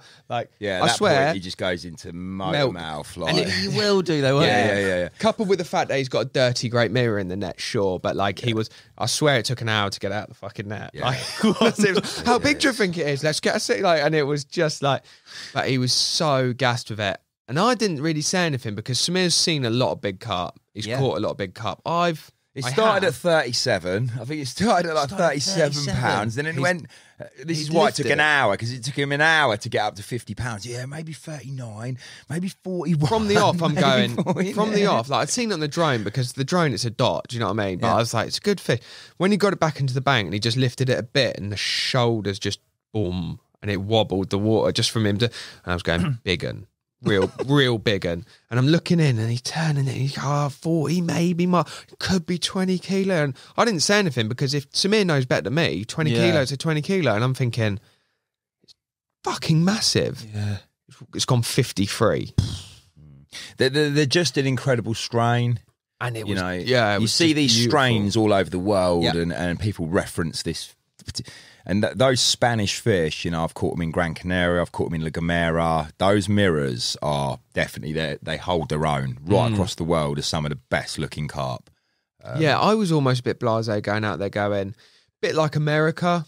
They've got their strain, pointy tail, long fin, wildy almost. And I thought Orellana's not really a mixed bag. You get these odd mirrors which are mental, but a lot of the fish, they just look the same, but it's not. Big little round tails on some of them, real stocky things. Some with big like double backs and shoulders, like Big some real front end, like real heavy on the front end, and then tapering off. And It wasn't until I got there and started seeing the photos, and then like this, like you say, this mirror, big like flat paddle tail, and it was mental fish. Mega. What a first, like, 24 hours or so. You just sit More. fishing in a nutshell. Turn up, see him show in. That was it. Like anything Drop else in that it. happened after that was a bonus. 100%. Pressure And up. I don't know how it will play out in the film, but whether you see it at the start or the end, that was enough for us. We knew anything after this, we would be able to make a film about it. How does that play on you? Because obviously there's a risk element we've talked about in terms of the content, in terms of going out there, doing something different with jet skis. But the fact that you've gone out there post-pandemic, something's actually happened as opposed to what we've seen in the old calendar, which is things just being struck off. Was it more pressure on you than normal, would you say, on that shoot? Or do you just not feel the pressure and go there fishing and whatever happens, happens? Because there's obviously the film to make and then there's that sort of, how can you say, financial, because you've invested to go out there, pressure in terms of coming back with some sort of product. There's a huge amount of pressure on both the angler and the videographer's part because, you know, I've always said it with UrbanBanx, company money, company time. We're getting paid to be there. You know, it's not a holiday, and some of these trips aren't cheap. Buying jet skis, not cheap. You know, and it's not, you know, a huge amount of pressure. Annoyingly, it is a little bit annoyingly for me, and the worst person to go is Bastl. Dan's not quite so bad, but to be fair, it's the general public that force this. You have to catch big uns. So it's all, you know, you're all right with me. You can take me most places and I'll catch a few little commons and we can always get a film out of it. But really, it's not what the viewer wants to see. They want big uns. They want a big un. They want a big ending, a big, beautiful carp to finish their journey that they've been on. So yeah, for Samir to catch a big un, you know you've got a film then. Doesn't mean we take a foot off the gas. It just makes you want to you want to go even harder. Do you know what I mean? On the pressure point, like, I don't know how I'm like when I'm there. I might be a bit. In fact, I think I know I'm a bit like, man, do this, do that, because I know for the best of the film. I don't really feel that much pressure on any of them, and I'm surprised that you say that, because I always thought that because you've been doing this for so long now. Yes, there's always a pressure to catch, but it is what it is. Like, I think what I'm saying is we know we're going to put 110% in, so then it's just down to fate. I don't want to get all like, whatever happens. It's on a wild animal eating a piece of metal. After that, if you're not really putting the effort in, I think then you can feel that there might be some more pressure then. But if I know I'm going to go out there and I know what I'm doing, I've been doing it a long time. If I was a bit out of my depth, then yeah, there might be a bit of pressure. But for this, I was just like, I just need to shoot this as best as I can, and I'm sure Al's the same. And I just need to fish this as best I can. But that is pressure, though. It is, but okay. However you look at it, but I think it is what it is. Like, now that is just the job. I don't really feel that. Yeah, a bit of pressure, but not like I'm not anxious. I'm not like I need to do this. We need to do that. I would probably. Do you know where I'm coming from? Yeah, and yes and no. I done 3 days with Dan last week and blanked, and it's horrible. Because I didn't catch anything. That's the selfish angler in you. Oh, well, I didn't catch anything. Yeah. But it's more like we've just been away for 3 days. There was quite a significant cost there. Then you got our wages on top. Then the fact I didn't see the girls for 2 nights and all of that for nothing. I blanked, you know. So there is pressure, but like Dan, where I make you right, Dan, is if I walked away from last week, those 3 day sessions, or any situation, and I didn't try 100%. There's that guilt in you. Then there's guilt. Yeah. That's probably a better way of looking at it. But I never allow that to happen because I won't. You know, if, as you say, the wild animal doesn't pick up the bit of metal, then as an angler, I made some wrong choices. But at least I tried. Yeah, I think in terms of that is, I won't feel pressure because I know I'll walk away going, I've done everything I can. I think. Would you, in my head, fishing, I'm quite happy with. Pressure is, you do your best. There's a lot of variables that you really can't control. It is what it is. Even on that shoot, all right, it might not happen. Your job, Dan, I'd feel an exceptional amount of pressure because you can't exactly, for instance, that fish and Samir, you can't exactly go, Samir, mate, next week, could you go like out? Just pick that up again. Just catch a 57 pounder from Orellana, please, mate, or whatever. It may never happen again in his lifetime. Yeah, maybe it's more so when you're on your own. I fucked that shot. I'd press double record. I fucked it. But when you've got someone like Bastl or Tony or Brad or Barn or any of my team here on your shoulder shooting as well. Oh, what a save.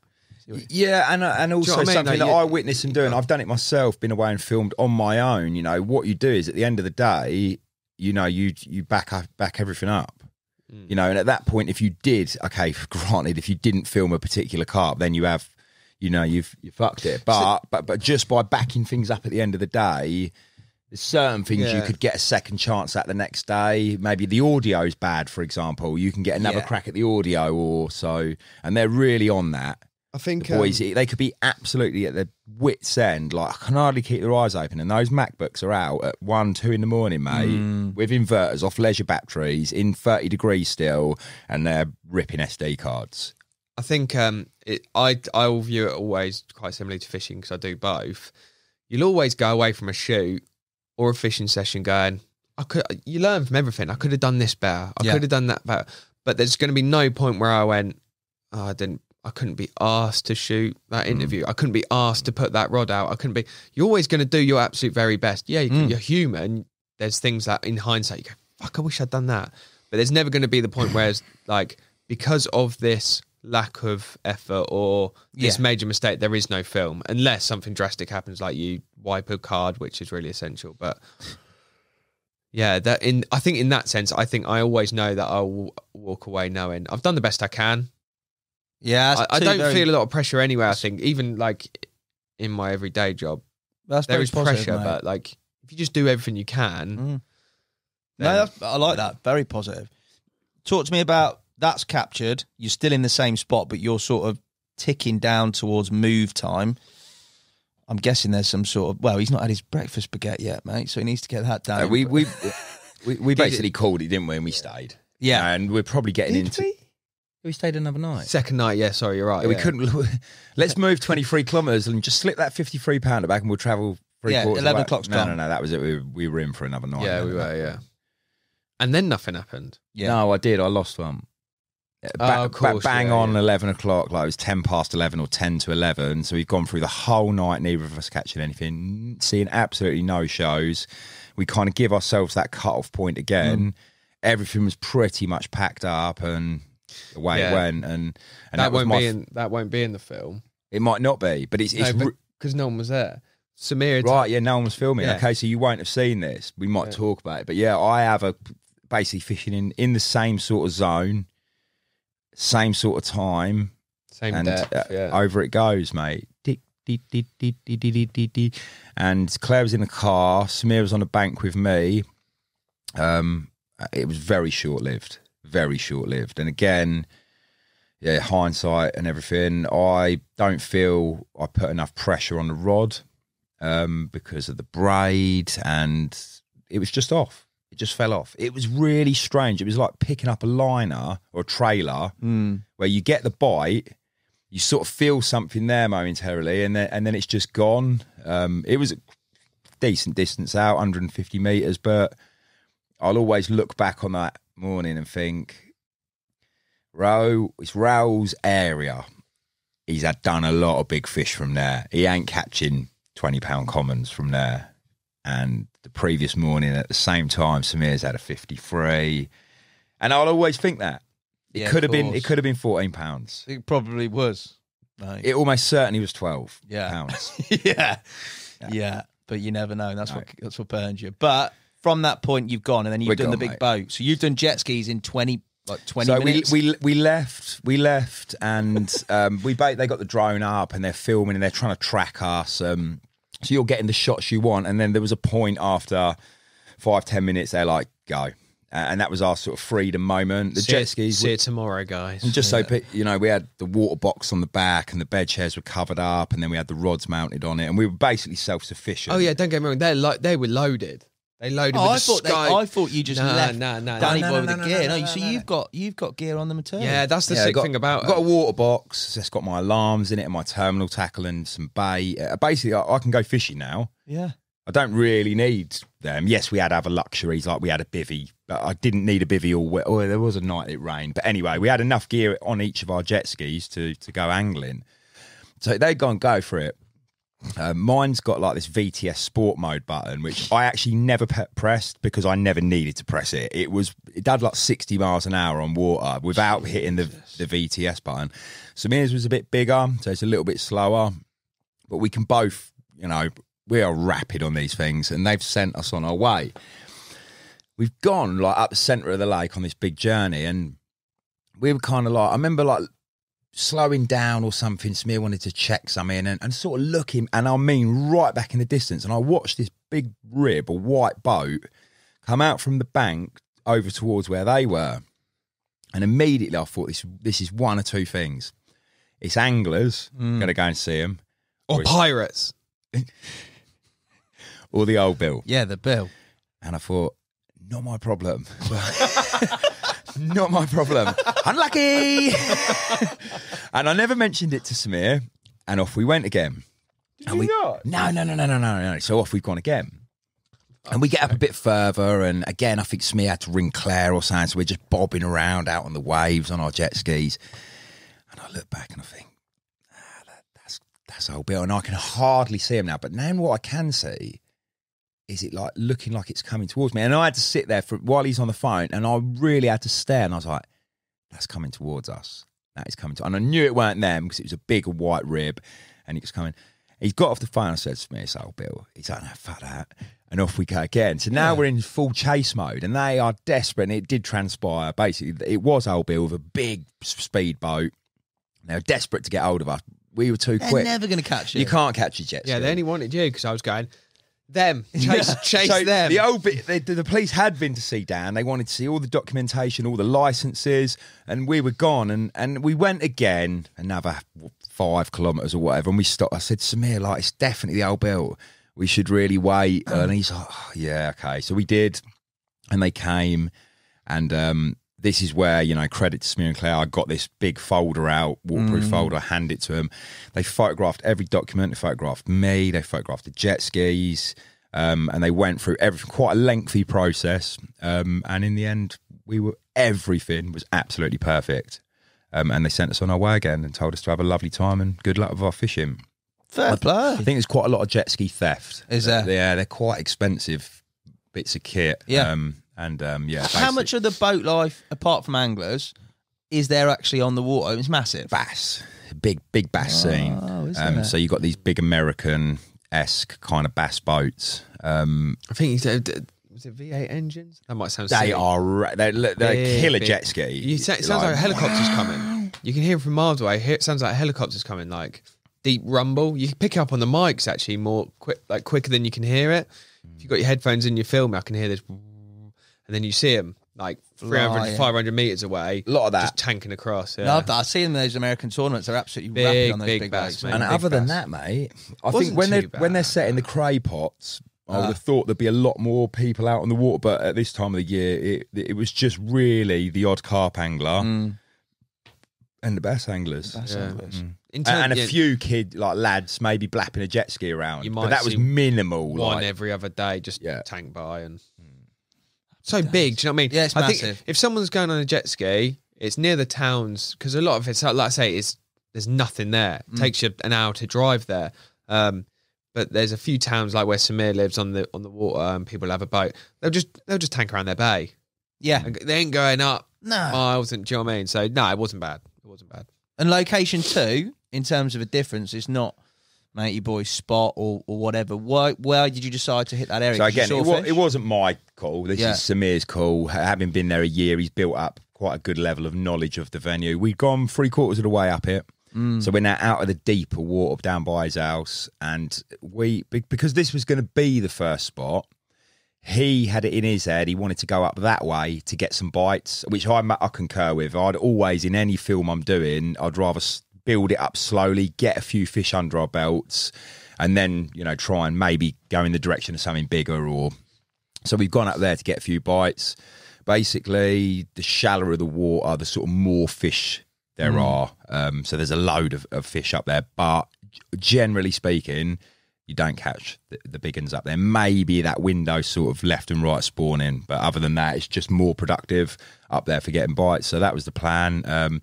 He'd picked the area of fishing he picked off the back of the fact that, you know, Dan says it's very inaccessible. He's right, but the Spanish lads and ladies that are fishing it, they've got appropriate motors. So if you've got a decent 4x4, there is a lot of places you can I think get it's to more the they water. don't give a shit. Or they don't care, you know. You see There little is polos in that, don't you? you do, you know. It is very inaccessible. Just get smashed up. But there are all Honestly. these little. Basically, there's a lot of sheep. Okay. And basically, you got these little tracks where farmer might drive a quad down, and basically, anglers can get access to the water. So Samir had picked this place because it didn't have good access. And we were kind of out on a real cliff face, you know, where you couldn't drive to, and just wanted a bit of peace and quiet, really. If we were going to do 2 or 3 days there, we wanted to just a bit of peace and quiet. Yeah. He'd picked that area, as I said, because it's slightly shallower, and visually for me, what I loved most about it, you want to say it was a nice bay, but there's just so many bays. You're talking hundreds and hundreds of bays, and it was just a bay like any other bay, but this bay was full of weed. There was a huge amount of weed in there, and as a lot of people know, Carp like weed. It's where the food is. It's where the cover is. So yeah, we tipped up there. So that was spot number 2. But we didn't really see much weed anywhere on the journey up. You might not have really clocked it because you're going so fast. You might not really clocked it, but because we're going on the slow boats, we didn't see weed anywhere. No? No, Because it's but too deep. Yeah, because it's too deep. You come around this corner, Boom.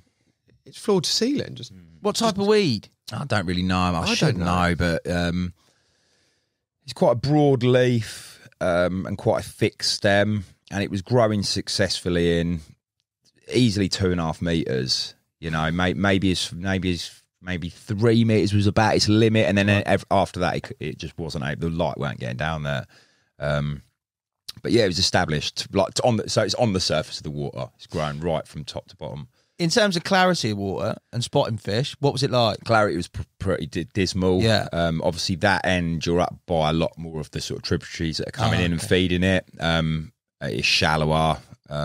It just wasn't great. It was good enough for the underwater camera to get it down and be able to see the bottom and stuff, but visually looking into it, you had like a foot of viz from the surface down. You couldn't drift over a spot and see areas like that. Impossible.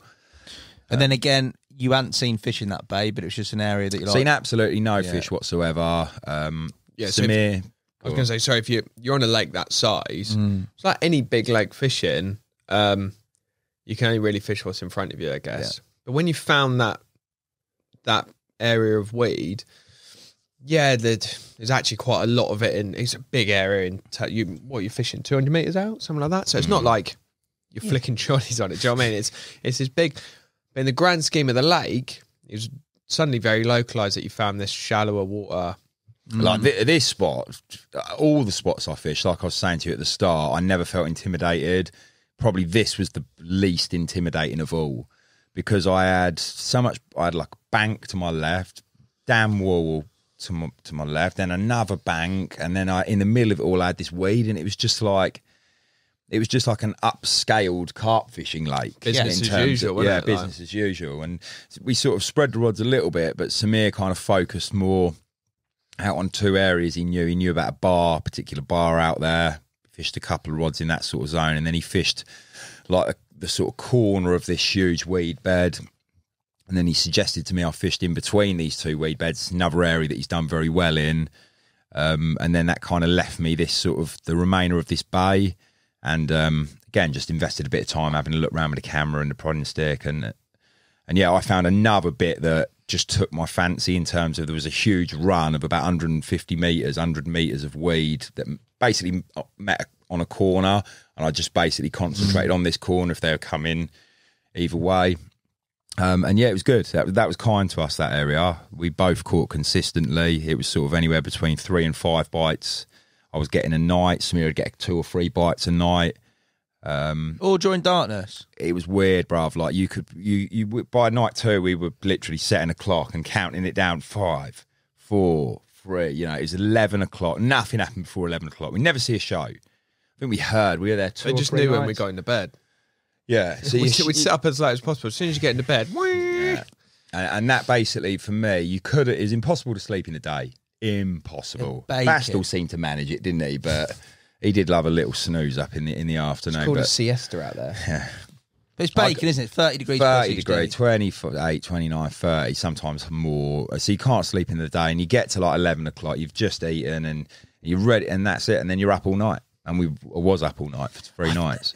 How weird is that, though? If it's baking hot, you'd think in the day, the sort of oxygen that the weed's going to hold, they'd be around there. They might not be feeding, but they'd be in it. But night time, they'd push out. I don't know how much that would really... I'm no expert, but I don't know how much that would really affect it on a lake that sort of size with that much weed. Yeah. The weed's nothing compared to the size of the lake, do you know what I mean? So I don't know how much that would have effect. And I think, similar to any lake, when you've had it... because even though it was 30 odd degrees, they'd had a lot hotter. They'd had 44s. Do you know what I mean? We're 44. Yeah. So we're at the end of summer now. Like, if it was spring, maybe they'd be up on that 2.5 meters trying to get into that shallow water. But the fact that it's end of summer now, September, we're gone. It's just normal. They're probably a lot more comfortable in the deeper water after that long hot summer. The problem is that like Dan said to me a couple of times, it's like you need to find deeper water. You know. There wasn't any. Yeah. You know, 6 meters was our limit, 7 maybe at a push. And Dan's like, go and find some deeper water. All right, I'll just tip off another 10 kilometres down the lake and find 12 metres somewhere. Lazy. No. Without a move, there wasn't any. And this is the great thing about carp fishing. You question things and you try to work out the bits of the jigsaw. So we're getting these bites between 11 and... we didn't even have one at first light. The cut-off point was about 4 a.m. Yeah, the earliest one we had was, I think, it was just as you were starting to see a bit of light come, so maybe 6. Finished. 5, 6 Finished. maybe. Yeah. So you had this great window and then nothing in the day. And my theory was that they weren't going anywhere. They were just going and sitting in the weed because it was too hot and they were using it as shelter. Samir believes it's actually the opposite and they don't go into the weed in the day because it's too hot in there. Neither of us actually know what the truth is. But what I desperately wanted, we ended up leaving on day 3. And if we hadn't have left, my plan in my head, I've been formulating it over the sort of previous 24 hours. You was threatening it for 2 I was days. threatening it. But the problem is you want to... You've got to prove something's not working before you can try something else. So I had to prove to myself that I couldn't get a bite in the daytime, trying various different things and places and tactics and amount of bait or lack of bait, all of these things. So I'd done that for 2 days. Couldn't get a bite. Samir hadn't had a bite. Right, all of that's not working. And my next plan of attack was big solid bags, lift the prop on the boat, scull my way into the middle of it, and I was going in the middle of it, bag in the middle. And again, like, I wish I'd done it. I wish I'd done it because if I had done it and it had worked, I probably wouldn't have moved as quickly as we had done. We were all at a point where we were getting a little bit bored all day long, twiddling our thumbs. Like you say, if you're fishing, you'd stay there. You're getting bites, why would you not? Yeah, 5 bites. Ours actually, it was, I think, 1 or 2 bites first night, 3 or 4 the second night, 5 or 6 the third. Do you know what I mean? He was working. I'm loving it. He was working it out. I can get bites, and he know what areas he was getting bites from and condensing. Like, he was making the most of it. He was reaping the rewards. As an angler, you love it. As a videographer, who know the viewer has just watched 3 nights of. Another one. Another one. Same thing, clockwork, but no big uns really. So like Bastl was bored because they weren't over 20 kilos. He don't get out of bed, does he? He don't get out of bed, mate. Even if there was a bit of action during the day, so you could get a bit different footage, but it wasn't. It was all by night light in the boat. Here's another one. All commons, all about all commons. The biggest one, Dan came out with me. The biggest one I caught, we just slipped it over the net cord, didn't we? Because it was like it was too far. 61 pounds. No.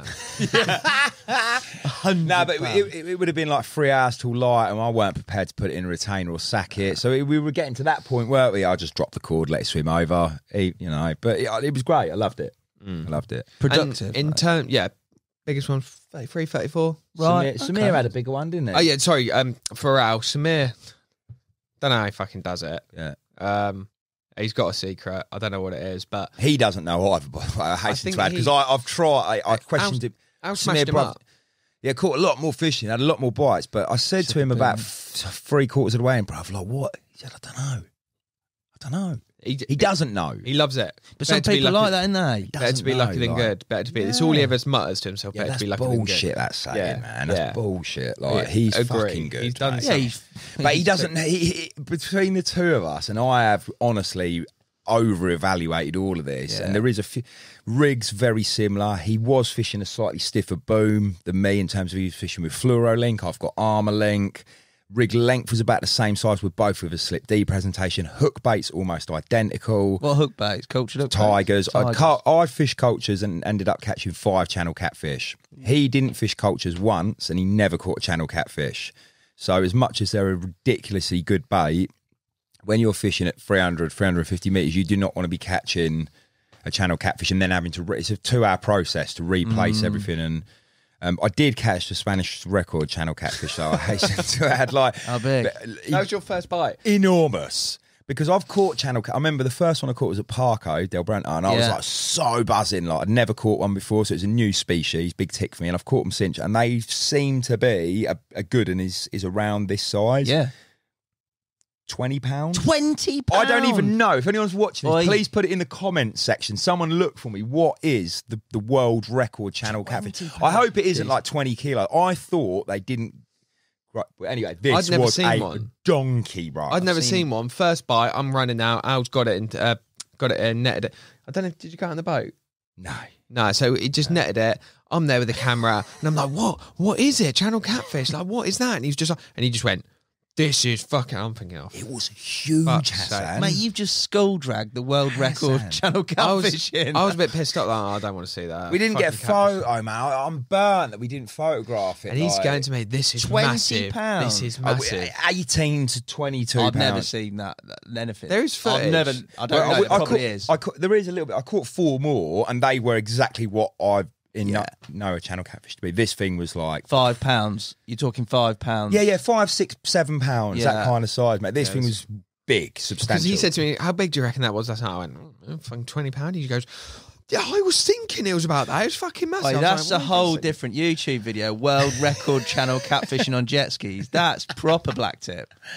Jeez. So yeah, the culture at baits didn't pan out for me in that respect. The catfish got on them quicker, so we're both fishing tigers.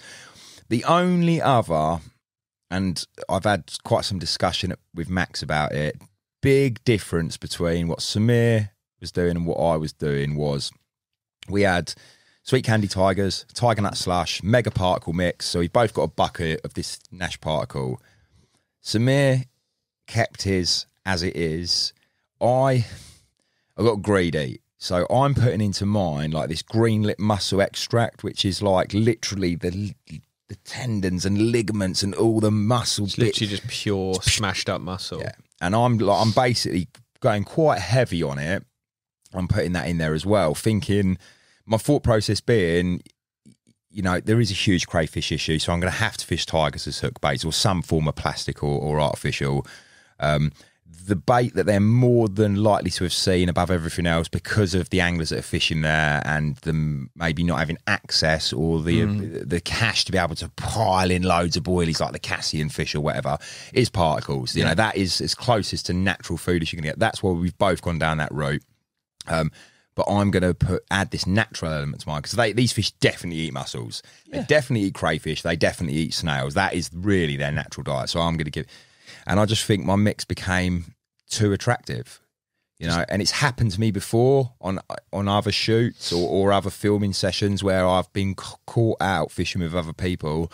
I'm using TG Active back in the day or Scope X Squid, real high attract baits, but not singling out those bigger fish, getting more bites than anyone, but just not a bigger stamp. And I kind of had to walk away thinking, would I swap it? Would I have swapped 10 for 4?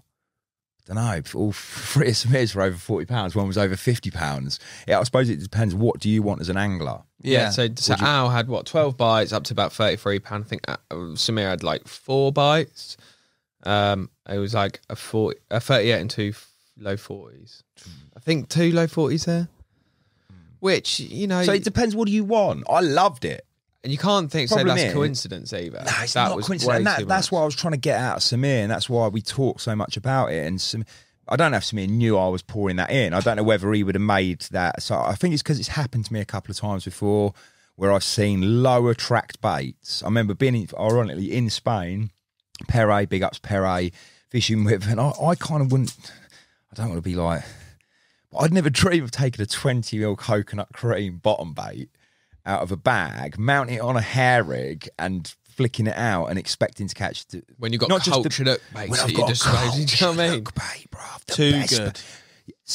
That's the thing, Hassan. Sometimes something can be too attractive when you're talking about these bigger fish, you know. And listening, I know this isn't relevant now, but listening to Scott Lloyd's podcast, and I've obviously heard this loads before, he was going on about fishing off the spot and how he emptied manor and fish. There's no coincidence there that he's put a high attract mix on an area And then fished and off he's it. catching the, you know, whether you look at it in that respect, fishing off the spot, or whether you look at not giving these big fish something so high attract anyway. You know, were they there? Were they there? Yeah, were they on that? But he's just, the little ones small are ones just- are just yeah. smashing it. Why did I catch channel catfish and Samir didn't? You know, those kind of things are what goes through your mind. Would you have swapped it? Ultimate question. Would for I Samir's? have swapped it if I was on my own making that film? Yes, I would have swapped it. With Samir there, I was more than happy that he'd caught him. More than happy. I would have swapped it. Do you know how many times I had to get up in the night? Yeah, that's a lot of get-ups between So you. no, and, I wouldn't, and yeah. I say that, I mean that, I wouldn't have swapped it. Yeah. But if I was on my own, definitely, because life now is filmmaking. It's more about the business than my own personal fishing. For the film, if I'd have been on my own, I would have wanted to swap it. Yeah. I mean, Al said it earlier.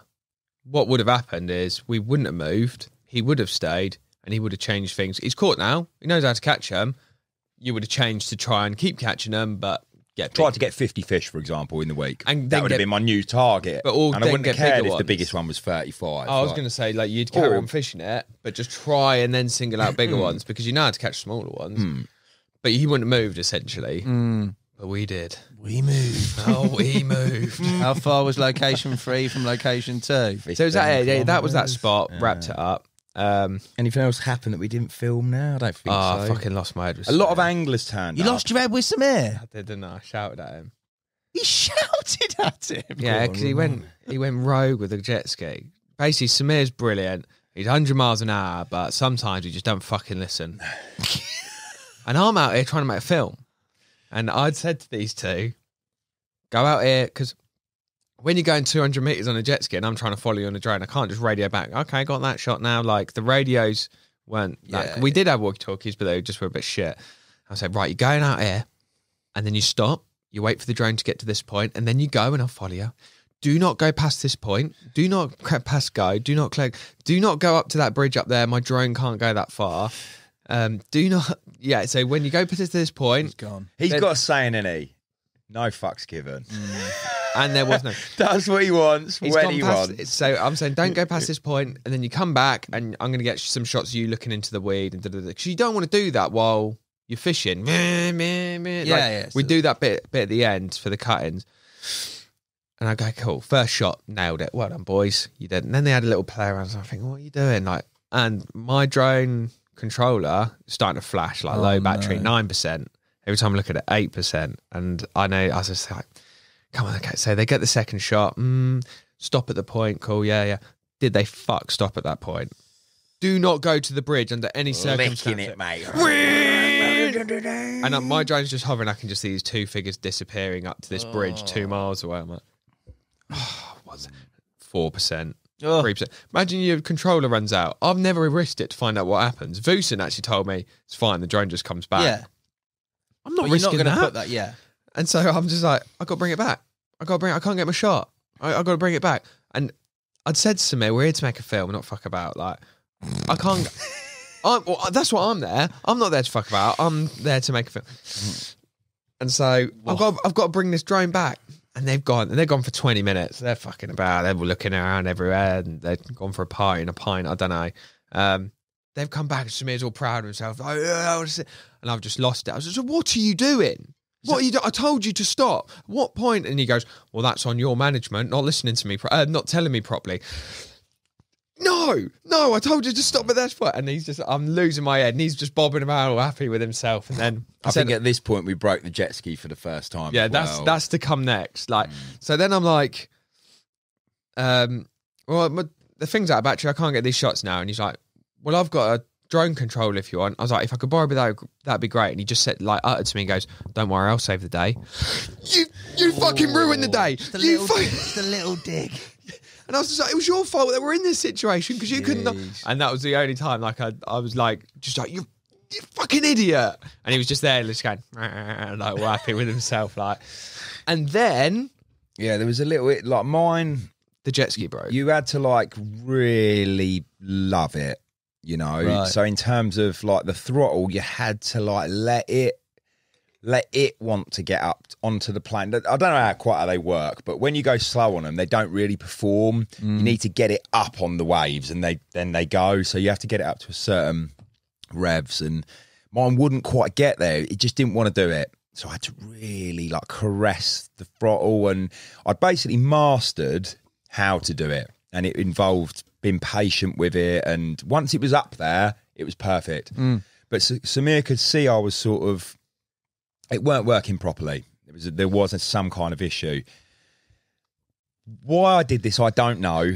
But bearing in mind, he for all his life has owned a big mechanics garage, and he's fixed my Audi in the past for me, and I know he's good with this kind of thing. Yeah. I gave him the keys to my jet ski, Oh, that was fucking it, mate. He's fucking donuts and flying around and he's doing all the tricks. So while I'm setting up this other drone, I've got downloading the app and da-da-da. He goes, yeah, all right, let's have a go on yours then. He's gone, mate. Like 40 minutes, mate. He's out. And by the time he got it back in, it was done. That was it. The end of jet ski. Dead. Well done, Samir. Like I explained to you, there is a problem, but if you're really gentle with it, it will still work. No. He just Thrashed it. Finished it, mate. Run it into the ground. Like, To be fair, we'd have all probably done the same. Now this one. so I needed it to get back. Yeah. So now, like, this is where the second head loss for Dan came, because I was always a bit dubious about the whole jet ski thing. I was like, you can't do it. In hindsight, you can, you will. If you were there on your own, you don't have to have fucking 3 days worth of food with you. You could fish off a jet ski. You could fish off a jet ski. What me and Bastl were bringing was the food, the batteries, and really, like, you could put a little boat on a jet ski and that sort of thing, but they couldn't really do anything until we arrived, because we had the boats, to place the rods, the echo sounders, the batteries, and all of that sort of stuff. Without those jet skis as well, then it's a struggle to move, because we've got to get an extra two person on our boat. But like, I just didn't think it was a great idea. It turns out jet skis actually are really shit for fishing on. You know, basically, we're not going to do it like, this was amazing, we wouldn't have been able to do it without these. They were fucking shit, Hassan. They were a ball. So mine went in for repair twice, I think, which means coming out of the water onto a trailer, into a garage, disappearing stripped, for a day, lost for a day, brought back to the lake. This is cutting right to the end of the film now. Samir's completely died at the end. Mine's now working again. They just constantly were breaking. Samir was constantly in under the hod with spanners and ratchets trying to fix them. And long story short, the mechanics proper hate us, because they kept saying they are not built for what you're doing. You're supposed to go out on a Sunday with a chick on the back, go for a little ride round, take her for a glass of vino and put the jet ski back in the garage. You're not meant to be banking them onto countless beaches, driving them through weed beds, and basically we're getting stones and grit and sand and weed in the... they're not built for that level of You need endurance. a boat like Dan's. You need a boat like that. and really that's why slow. that's why we were here. I'll save the day. So we so the jet ski fucking broke, and then we've got to move, but also tow a jet ski now as well, and tow 2 boats on our boat. And so I drove, because he can't be trusted now to drive a jet ski. So Samir's like sitting behind me, like, I'll drive the jet ski, Samir. Like, so I towed the jet ski. Boys eventually met us, and we went to... I don't really want to get into you don't want to get into exactly what we done, but we moved basically. Big fish zone, shit weather, didn't catch. You'll see it in the film. Like, so after the weeks of building up to him, Samir just said, it's so hot, it's so hot, so hot. We've gone with nothing but shorts and that minimum factor 50. Factor You've 50 got on to every wear, day. especially you, Al. You've got to. So we've got to this third spot now, and this is Big Fish Zone. The Orellana records come out from here every spring, and yada yada yada. And it looked good. First night we see him. Was it first night? Morning. It was second morning. Our first morning there. So we got the. No, we heard him that first night. Yeah. Like, this is the late one. Al stayed up to about 5-6 a.m. putting his rods out, and they would. Because we got there late. So happy, Hassan. I'm thinking, right now, I've worked hard. Now I'm going to work really hard. I'm not going to bed until every rod is 100%. Because really, we'd seen the weather and it was rolling in. Big storm, big wind. Big fish zone, big storm. Big summer of 40 degrees and the pressure's crashing. I've done it, mate. I've done it. And so this was out. I was like, I cannot rest until they're perfect. And then they're staying there, because I can't do it in the waves. I can't do it in the rain and the wind. So he put them out. We got them the next morning and they're bouncing again. Big uns as well. Can you make out, or are they too far out to really? To be honest, decipher? I think there was a lot of smaller fish there. Right. I heard the odd big un, but a lot of the ones I saw were smaller fish, especially in the exciting, Hassan. I'd be absolutely. It's now drizzling warm rain. Yeah. And the wind every hour. I was monitoring it, like lapping. I basically lost. I was fishing captive backleads on 2 rods, and after 24 hours, I'd lost them. They're gone. So sorry, they're still in Orellana. So it eroded the bank away so much that I'd lost these and the pegs. Gone. Talking of exciting, there is nothing better. Before the wind rolled in on that first night, of you just sitting there and it's eerily quiet. The stars is just, there's no light pollution. You can see the Milky Way and everything. It's just, and before the winds come, and somewhere out in 200 yards of darkness, like big un. And I think I turned to Blair. I was like, "Did someone just drop a fucking pig from a plane?" It was one of them, like, and you can hear it echo in this bay, and it makes your hairs stand up. You're like, "They're here," and especially when you've heard nothing or you've been on such a big, and you go, "Fucking, they're here," like big uns. Yeah. So then the wind. The following morning, they're showing. We're excited. Everything's set. The wind rolls in. The rain rolls in, and like, it's that. Batten down the hatches, boys. It's coming. Big long 12, like big pegs, mate. I've gone round the hide and like double pegged them at 2 angles because I'm only in sand and that. We're here for this storm. We're here for this, because we knew it was coming as well. It was a bit of a recovery day. Bastl had to get up early, and I tanked him across to the other side of the lake. Claire picked him up with the broken jet ski. He went off to film it getting repaired. So he'd been up since before first light. Blair had been up putting rods out to R5. Samir, the same sort of thing. So we all were about during the day. Sort of midday 2, we ate our last bit of food. We ran out of rations. So we had a really big feed up, and then I went to bed that afternoon at like 2 o'clock in the afternoon. So I've done this 3-day sesh in Perpignan partying, and then I fished hard. So I've hardly had any sleep for 5 or 6 days. I went to sleep for about 18 hours. Yeah. No, I needed it. I had to. I knew it was coming at some point, and the big storm was the perfect time. Yeah, like, we couldn't stand out and chat or... We'd film what we needed to film. Bastl got back. He was shattered. He went to bed. I wasn't really tired. I must have slept well the night before. So I'm like just sort of like passing the time. I get a lure rod and flick it about. And do you bass? Yeah. Bass challenge, mate. Bassmaster Pro, Spain 2021. Like that, mate. Like that, between the eyes.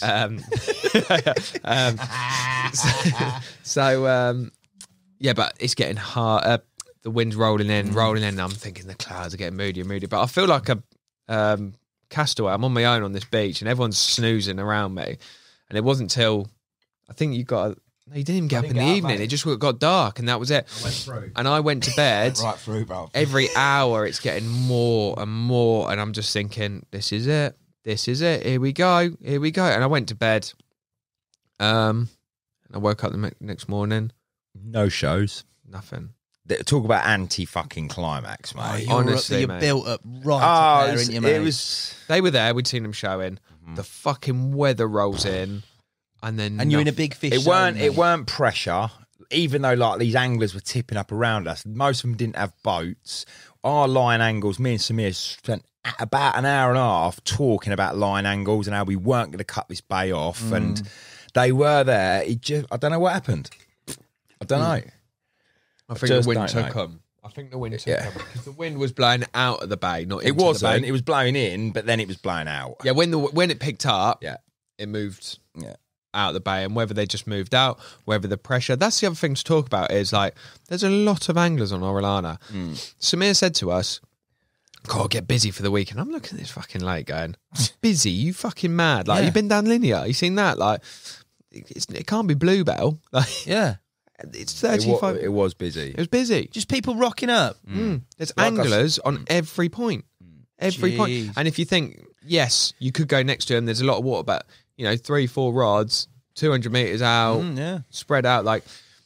And I don't know if word had got out. I don't know if that was what it was. Maybe people had the same idea of us. Good fish, a good area. It's an accessible area. But even late at night, head torches on the far bank. We woke up and there was one. This is not one person. So two opposite us. One, and then 2. Yeah. All in 60 acres. Nah, more than that. Okay. It's a couple hundred acres, but a bay. One bay. One bay. And like you say, when Al's got 3 or 4 rods out, Samir's got 3 or 4 rods out, they've got 5 or 6. They've got 5 or 6. Yeah, it's a lot. Yeah. Whether that was a factor, I don't know. But long story short, they weren't there. And we blanked. And now we're in a predicament because we said we can't move in this weather. It's raining, it's the wind's there, and... But is the storm passed at all, or is it still at its sort of height? Now it's here. Oh, go on, the boy. We woke up and the waves are crashing, and the wind, like, it's hammering. It's like sideways rain, not real hard, but it was, you know, like We did move waterproof that weather. day, though, didn't we? And you guys made the call. We got to go. We had to. I'm not go. sitting here for another day blanking. Like, I'll go in the chop, mate. Standards, like classic Blair. get me out there. Like, I've had my sleep. that was it. We're going fishing now. No one ever sees the real Blair because Blair's always on this much battery left, and he's still got more battery than everyone else. But when he's had 18 hours sleep, he's a prick. Good morning. Good morning. He was this is when he was walking up and down the bank going, "Big carp hunting, big carp hunting." I was well re-energized. Yeah.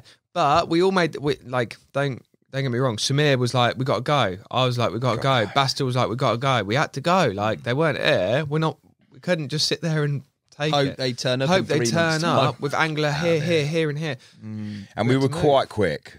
You know, blockhouse down, hides down, left the rods out to the last thing, boats loaded, right, wallop, go. The benefit was opposite us, 300-400 metres. There was road access. So where Claire picked up the jet ski from and that sort of thing. Bastl went with Claire, picked our van up, come back with a van. Suddenly, we don't have to boat it all. We can go across, load everything, pack everything down, boats down, roll them up into the van, drive. No, we took one. I drove a big boat, and Samir drove a jet ski. We took one boat and one jet ski across water. Yeah, and the rest was in the we van. had 2 jet skis and 3 boats, so they took one boat and everything else we loaded into the van and we could drive. So, and I'm guessing the other jet ski's still being repaired. Being repaired. Mate, or the other one might have come. I collected the H blocks from that swim. Like, Samir was towing gear across and that, and there was like 8 H blocks out spread across all this and that was, I just went on the jet ski like in minutes, mate. Bang, bang, bang, bang, go. Like, we were quite quick on that pack down because I think everyone was eager to get on fish again. But even then, like, it was loading a boat and 4 or 5 journeys across full of gear to load it into the van and back and back and back. And we went, and we went to, the plan was to go to Pepe. Just such a palaver. Like, we were going to a guy called Pepe's house. He's got a house he rents for anglers, and we were going to go there, fish from that area. And Samir's on the phone with Claire saying, "Get Pepe's key," and he's on the phone with Pepe going, "Can we have the key to your house?" "Yeah, of course. Where is it?" "It's at the fucking petrol station." I'm there going, "What do you mean his keys at the like? She's got to go to the petrol station to pick his key up and that sort of thing." I was like, "What is going?" People just leave their shit at the petrol station. Apparently, it's like the hub of the community. Is it? It was weird, but you get everything in the petrol. There's nothing else, is there? Like a little petrol station. Leave me house. I was just there going, yeah, like, they are, mate. I think that like behind the thing, there's just everyone's house keys. But Claire could just tip out and go, "I can have Pepe's key." Yeah, sure, yeah. All right. So we went to, we drove. Just like the Fens, mate. Oh, mate. And as we, we don't have keys in the Fens. As we drove, the heavens opened, mate. Oh, so bad. Proper. It was bad. It was really bad. It was the worst point of the whole trip. Because when we got there, I knew we shouldn't be there. And I was saying to Samir, "This ain't the one, bruv." So we're on He's spot like, "Yeah, but 4. come on out. Like, the wind is pumping in it." I said, "This is not the one." I just knew it. Why? Just knew it, Just a man. feeling, It was like there's a house. And even though where me and Samir decided to fish was still half a mile from the away, house, we'd gone there because there was a house and because we could charge batteries and because it was monsooning it.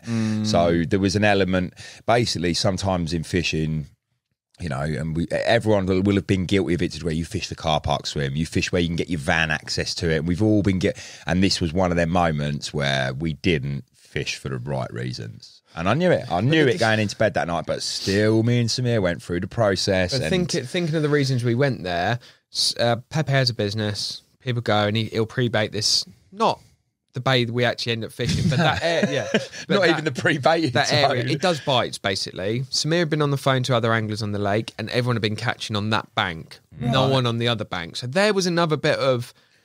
It wasn't the worst decision we've ever made, but it also wasn't the best. Yeah, there was some reason. It wasn't just there's a house there. There was a couple of options, and that was the best of a bad bunch, essentially. But then on getting rods out, the morale was like, we tipped up. Me and Bastl rolled the van down to that beach, and I just found Blair in like a cray fisherman's hut, just sat there, and it's Tying rings, like, but it's so wet, mate. Like, you got your hood up on your jacket, but it's like it's raining off the front of your peak of your cap, like, and you can't see. And it was freezing. It was so cold, man. And you had no gear. You just had, like you said, you just took shorts, didn't you? So we had No, we did have waterproofs and waterproofs, that, but you know, when it's been coming down for an hour and a half or whatever, and this was at the point. This is the point that I realised no one's superhuman, including Alan and Samir, because Samir went first, didn't he? He comes out and put the heat seats on. I got a video on my phone of him out in the boat, like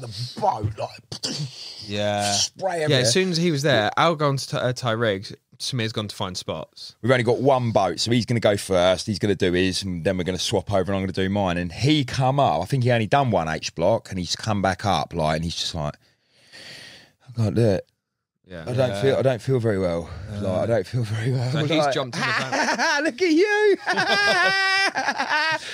Go get a cup of Horlicks, then, bruv. Like, and we all did. We all went in. Bastl cooked a beautiful meal for us with literally we had a bit of pasta and some olives and some tuna. That was it. But he knocked up a superb meal. We all needed that. And so we went and just dried off in this house, had a meal, recouped. I got a brilliant video on my phone. It would have been on the Insta stories of like Blair just stood there with his eyes closed, looking off this cliff, and all you can hear is just thunder crashing. And I'm just like filming fun. I just turned to Blair, and he stood there like that. Just wanted to be out there. In his head, just like, we go again. It was just one of them. Like, we eat fresh clothes. But that's amazing how different you feel after you've eaten. Yeah. You've put fresh clothes on.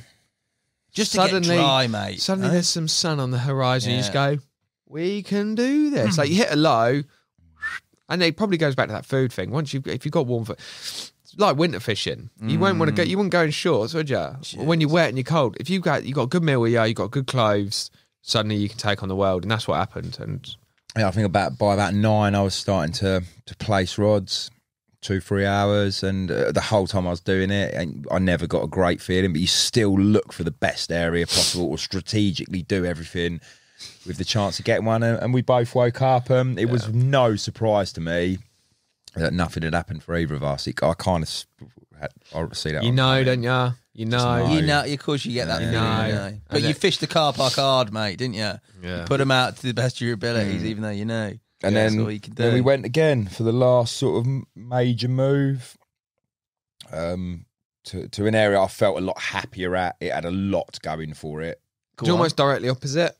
It was still, I think that was my half problem, hour. Hassan. We stood on this area, and I mean in the driving rain and wind, and I'm going to Samir, we need to be there. That's where I want to be.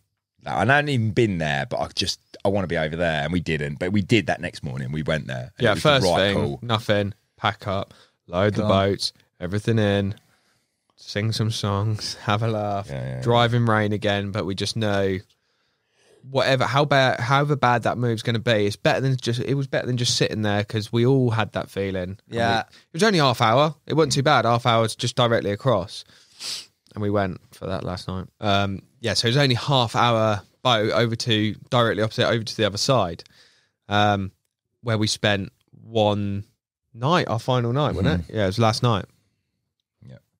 The other side, you said you felt happier with, purely because a bit like that sort of second spot, there was a big out of bounds area, which we couldn't access. You know, I'll be the first to get in and out of bounds if I can. This one you couldn't get into. He was chomping at the bit, but Samir just goes, see that big camera up security there? Security cameras. Yeah, because it's a drinking reservoir, and this was there was like at the very, very back of it, there's some sort of hydro plant. I know there's a big tunnel that went underground, but there's a couple of cameras, and he said basically you can walk in to that point, and I've done that before, just hands in pockets, having a little mooch. Cars come down saying, what are you doing? Jeez. And he's gone, oh shit. So he as much as perhaps we're partial to a little out of bounder, and when I say out of bounds, it's not like a little snag lined roped off. It's another 100 acres. 100 acre page, you know what I mean? But so it might have been gagging to get in there, but it was literally impossible. We couldn't. Area 51, mate. It was a bit like that. Yeah. Still walk through it to go get. I was also really. I got there and I took myself on a big walk. So we literally got there and I just went. And I walked and I walked and I walked. And to be honest, I could have carried on going.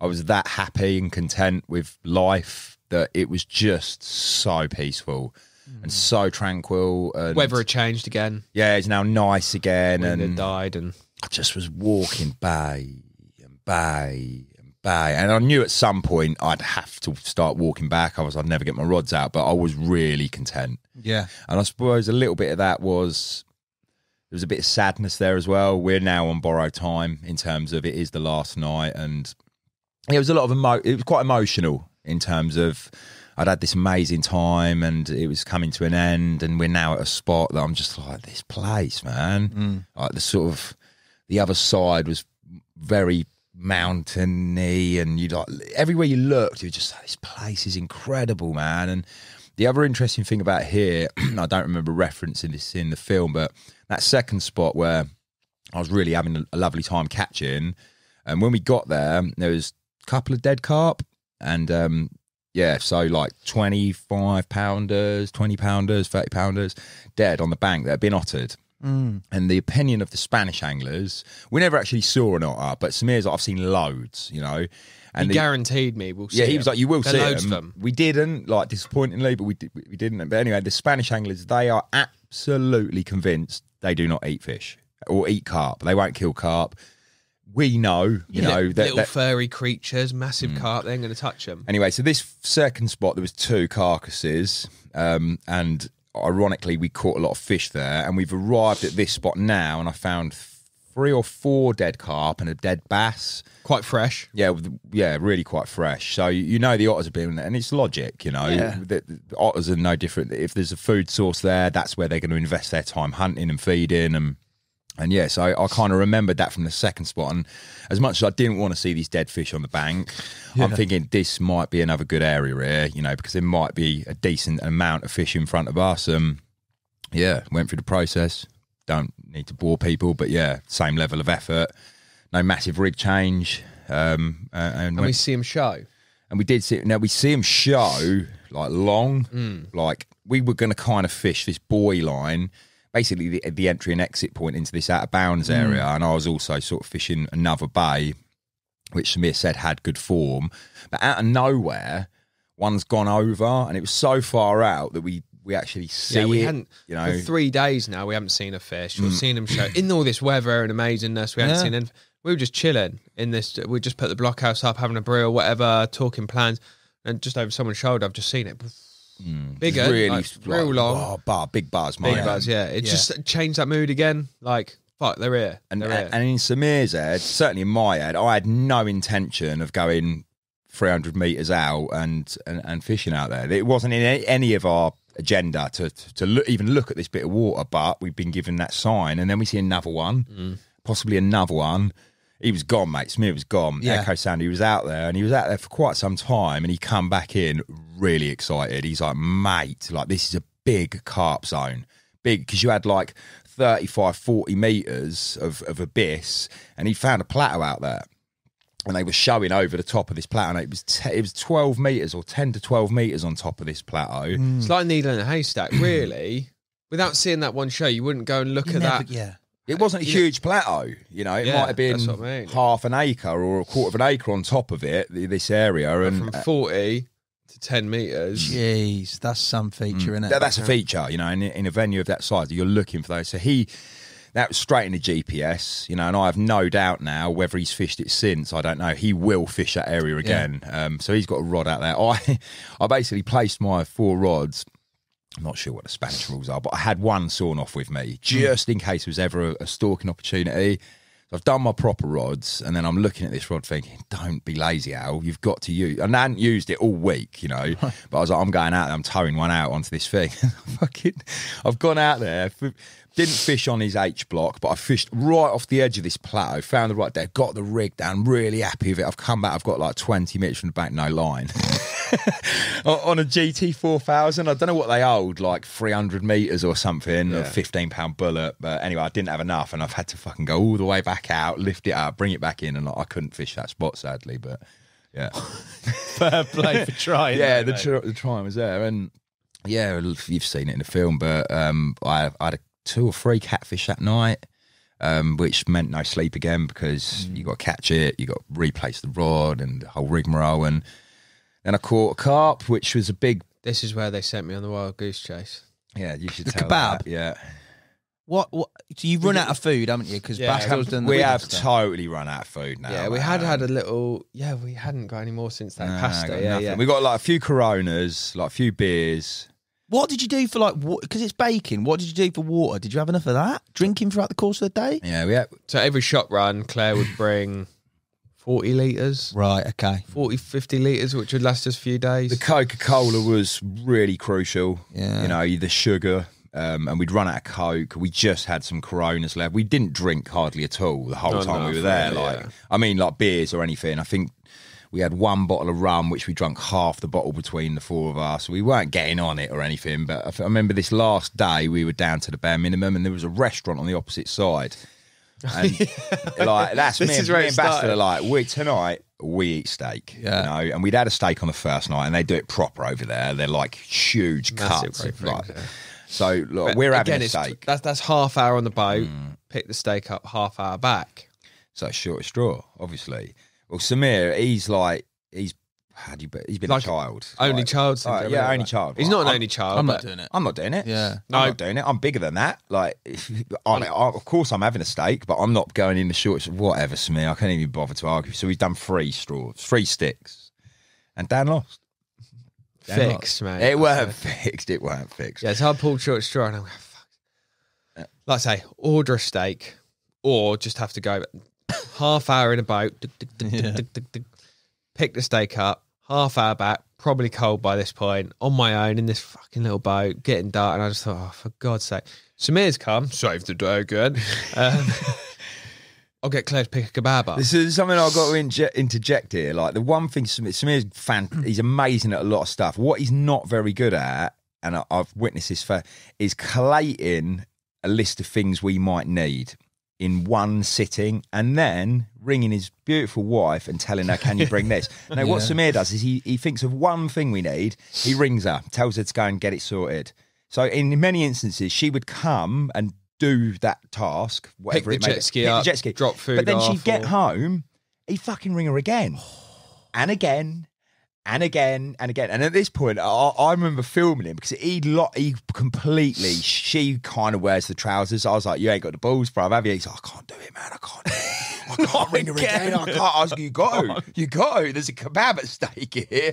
And I remember him sort of pacing up and down, going, like with holding over the Claire button, like, and he done it, like, he done it. And she, Claire, babe. yeah, Claire, you all right? You had a good and day? you can hear it. There can be a comment. You fucking Samir, you like letting him have it. Like, But good as gold. Good as she gold, agreed to pick up a kebab.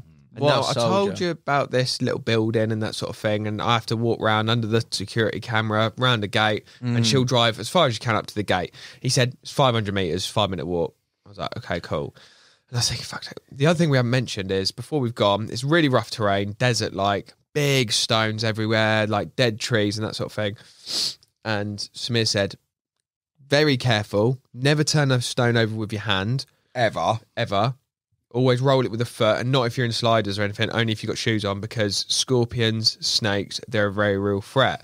There's 2 types of scorpions. The black ones, I don't know how much this is Samir like gassing, but the black ones can kill you. The vipers, which I've seen on his Insta stories. Vipers, Yeah. mate. That's never there's- good, is it? yeah, They're not like scorpions and snakes. grass or something. snakes. So yes, it's 500 metres, but I've got to go up and over this sort of terrain. When he left, you should point out if Dan in Dan's head, I've only got 5-10 minutes to get there, grab the kebab, walk back. He ain't even gone with head torch. It's still light, mate. It's still sort of Why would the I take light head levels torch? are okay. Like I can see where I'm going. It's going to be fine. Mentally, that is tough. I've as still well. I've got a jumper on, because I'm like, yeah, it'd be sweet. no phone signal, You've so you can't basic- like. yeah. That was it, mate. We You've didn't gone see- Bear Grylls without knowing it. I've been walking 5 minutes. I'm roasting. ZT Fleece comes off on the deck. I'll pick that up on the way back. I'm walking. I'm sneaking under this camera. I don't want to be seen like bush to bush, like James Bond. I'm on my belly. I'm not, but do you know what I mean? In my head, I'm like, this is covert kebab operation.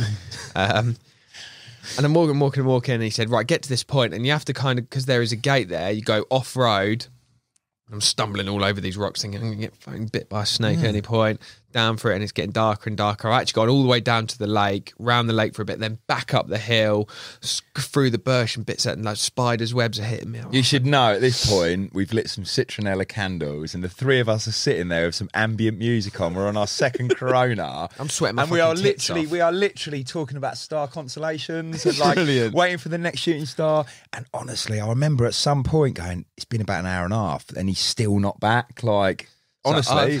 I can't get hold of him. I've got up to the point where the pin drop he sent me. The meeting point. I'm gone, right, I'm here, Samir. And he goes, yeah, she'll be there in a minute. Okay, cool. And he goes, gates closed. So along these dirt tracks that lead to the banks, there's all these little gates. After the other. And apparently if the gates are locked, you can't go through them. If the gates are open, you can go through them. Even if they've got padlock but they're unlocked, you can go through them. Gates locked. You're going to have to go up to here. Puts it in my sat nav. 1.5 kilometres. 1.5. And I'm on the road now, so I'm like, okay, 1.5. Come on, Dan, we go. And it's uphill to the top of this mountain. And I get there, and I'm looking at, there's no fucking gate here. I'm expecting to go around the corner and see the headlight. She's here. There's no gate. There's no Claire. I'm at the pin drop. I'm going, I text him and go, she ain't here. He goes, yeah, she's on the way. I was like, there's no gate here. He goes, oh. Well, she'll be here soon. I was like, okay. So I'm stood there at this fucking gate. Now I'm like 2 miles from where we started, down in the valley. I'm like at the top of the mountain now. I must have waited there for half hour, 40 minutes. Oh. And by this point, it's pitch black and it's desert. And I can see the lightning and it was really eerie. Yeah, big storm come back in again. Loads of lightning. It wasn't on us, but I could see the lightning. And I'm just in the middle. It's like Arizona. So, do you know what I mean? It was like American... Yeah. Or the Australian outback. And I'm just thinking, Samir was telling us stories about lynxes. I'm looking around me like, I can't see anything. It's I can't see my hand in front of my face. Nightmare. I'm just on my phone, like, and I was there for, for half hour, 40 minutes. Finally, Claire's turned up. And she's like, do you want me to give it, don't know how she's got there, but I'm so far from home. And she gave me a lift as far back as she could up until the edge of and now it's pitch black. And I'm going down this mountain, hoping that the lake's here. Just looking at my phone going, I think I'm going the right way to the lake. I think as soon as I'm on the bank of the lake, I know where I'm going. I just follow it. And the further I'm walking, the more I'm just losing my head. Yeah. Fucking kebab. This better be a good kebab, do you know what I mean? And I can see these boys are going to be just laughing, like having the best time ever. Like he says, I've been gone an hour and a half. Hour and a half? Yeah, at least. Like, honestly, it was about 2 miles there, 2 miles back. Oh. What we ate that day... Basically, when I referenced the pasta and the tuna and the olives, we cooked it all and there was surplus. And very cleverly, we kept it. So when we arrived at that spot, sort of lunchtime-ish, the only thing we had to eat was yesterday evening's leftovers, which we all ate and really needed to eat. That was when we had nothing. So now we are... like salivating, thinking about this kebab, man. Like, I love a kebab. Cut to Dan stumbling down there. I don't like spiders. And like I kept going through whole spiders' webs, and I'd seen him in the day with these big fucking spiders in the middle, and I kept going through spiders' webs and going, they're on my face, they're on my eyes, I can feel them. I'm pretty much rolling down this hill. I keep thinking about wild boar because he keeps talking about wild boar. Yeah, they're about in numbers. You're like lynx bait. You've got a massive smelling kebab, mate, rolling down a hillside. That is prime. Yeah. So long story short, I got back and it was the worst kebab I've ever eaten in my life. The worst. Well, how can you get a bad... What do you mean? The worst. It was everything. And the chips were anemic. Like, they were like so greasy. They were unedible. They were unedible. And the kebab was just disgusting. It was like... I sat down, they're all just like, we've had a lovely chill evening. And I'm just like... I've been extreme kebabbing. Yeah. I might not have made it back, like. But. Yeah, that is, that's some kebab. Pointless story to the actual thing, but I thought I'd just put it out there that. That's the reality of life at the very top end. I kept texting these guys, didn't I? I was texting you on the way, like little brilliant, man. Little faces, like, I don't know where I am. Blair Witch Project style, like. What a climax to the last evening that is. Last night, and then as Al says, caught one. Which after 3 or 4 days of blanking, was. And Samir at this point, he was pretty low. Yeah. Like he He was at the point felt where pressure, didn't he? He felt huge pressure. He was starting to say like stupid things to me, like, "I'm so sorry, Al, for letting you down, bruv. You haven't let anyone down. Like, what are you? Yeah, but the jet skis." And to be fair to Jamal, his son, who kind of saved Samir's head in all of this, when they got home, it wasn't until the shoot was over. And Jamal, because Samir's obviously gone home, still like fretting and embarrassed, and I'm like, Samir, no, geez, you've smashed it. You and Claire have like, but he is a perfectionist and he doesn't like it when things don't go his way. And obviously a number of jet ski incidents, etc. And that morning he hadn't had a bite for days now, and he was like, he was at that kind of like, you know, he weren't being shitty or anything, but you could just see he weren't his normal like perky self. And I think like we're quite harsh, and like the jokes we make and that sort of thing. Oh like, yeah, we give it but like kick him on his down, bang, bang, bang, bang, bang. But also like there's a grumbling about a move and this is shit. And but a lot of it's in jest. Like I'm never really low ever on a trip. In fact, I'd like to say I'm never at that point of I'm pissed off. So I'm fucking living the dream. Yeah. Do you know what I mean? Like, so I'm never low, but we will grumble. We'll have a little moan, like, fucking work at Nash, they said. It'll be fun. All of that. Like, go fishing with Alan, they said. Like, followed Samir. He knows the way. Fucking way. But I think maybe some of it, he perhaps thought, they're joking, but they're actually it's loaded, like, yeah. And he took it personally. So if you listen to me, sorry, I'm always joking, mate. Yeah, and you smashed it, and you had nothing to apologise about. Yeah. Nothing. You smashed it on day 2, didn't you? Morning 2, whatever it was. Mate, like, but then we were minutes away from reeling in and leaving, and it's happened again. And it was like that second morning, slow take. He didn't even think it was his rod. He thought someone was messing around with an alarm. He's realised it is his rod, and he's actually got a take. And it was one of those moments. He's unbelievably blown away. What? I'm having a bite. I've got a bite. Yeah.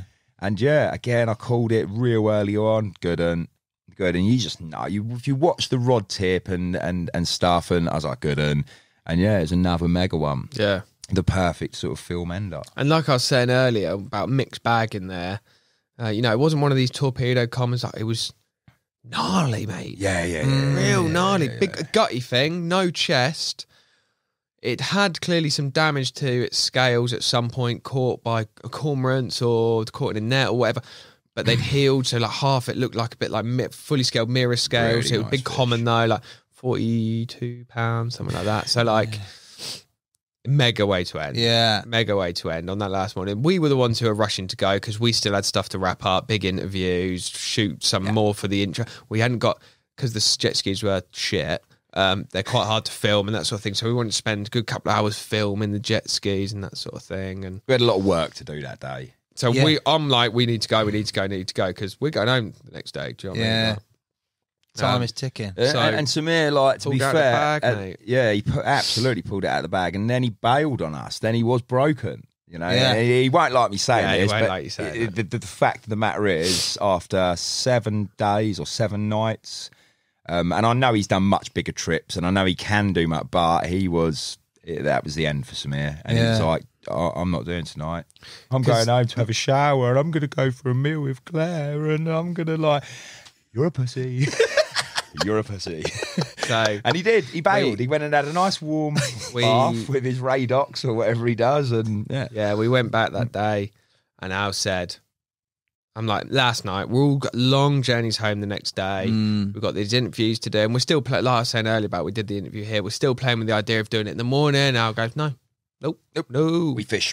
We fish. We're here on Orellana. Now we're back at the spot where Samir's caught that big one outside the house. Oh, so okay. That's where we've gone because we're going home. We're unpacking. We're going, Al's one more night. We do one more night. And Samir went, no. And he went, I'm home. I'm taking my family for a meal. And like we say, he was done. Yeah. But he had gone out on a good one, hasn't he? Do you know what? Do you know what he said to me? He goes, ironically after what we were just saying, I said, come on, one more. He goes, I've done my job, caught a big carp, mate. Yeah, that's classic Samir, mate. Like, I've done need to do another night. I've done my job. I suppose you're right there, Samir. Like, yeah. So yeah, we did one more night. Anything on the last night? Yeah, those fucking cars, they were all over me, mate. Again, going back to that first spot. I did caught one. And he caught one. But they were there. They were there. Going back to Raoul, he come and fished, but he fished, I say around the corner, it's a long way away. Like, he had 240s that night. Jeez. Animal.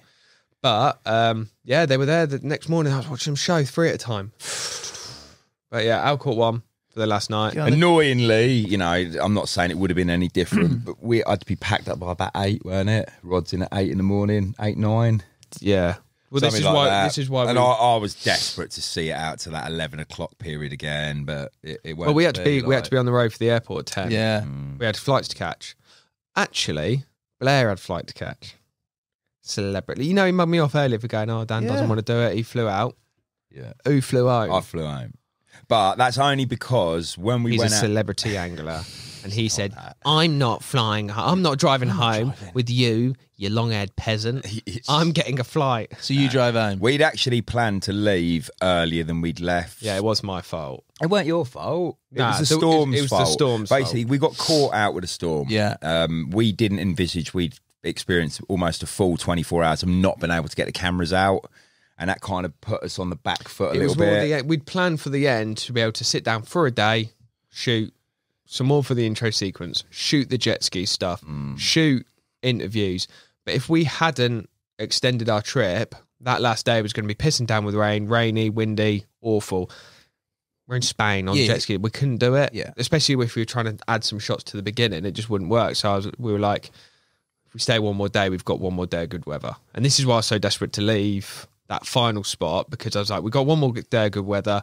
We've extended our trip for this good day. Can we get packed up now, please, and go? Yeah, and get it done. And the problem is, like, getting a vehicle back from Spain it's a lengthy process. It took you basically 2 days, didn't it? Yeah. You know, and I just, as much as people watching this, or even Chloe, if she won't, but people think, oh, you just disappear all the time. Like, there comes a point where I can push my luck with Chloe, but there is a point when, you know, and I told her I would be home by this day.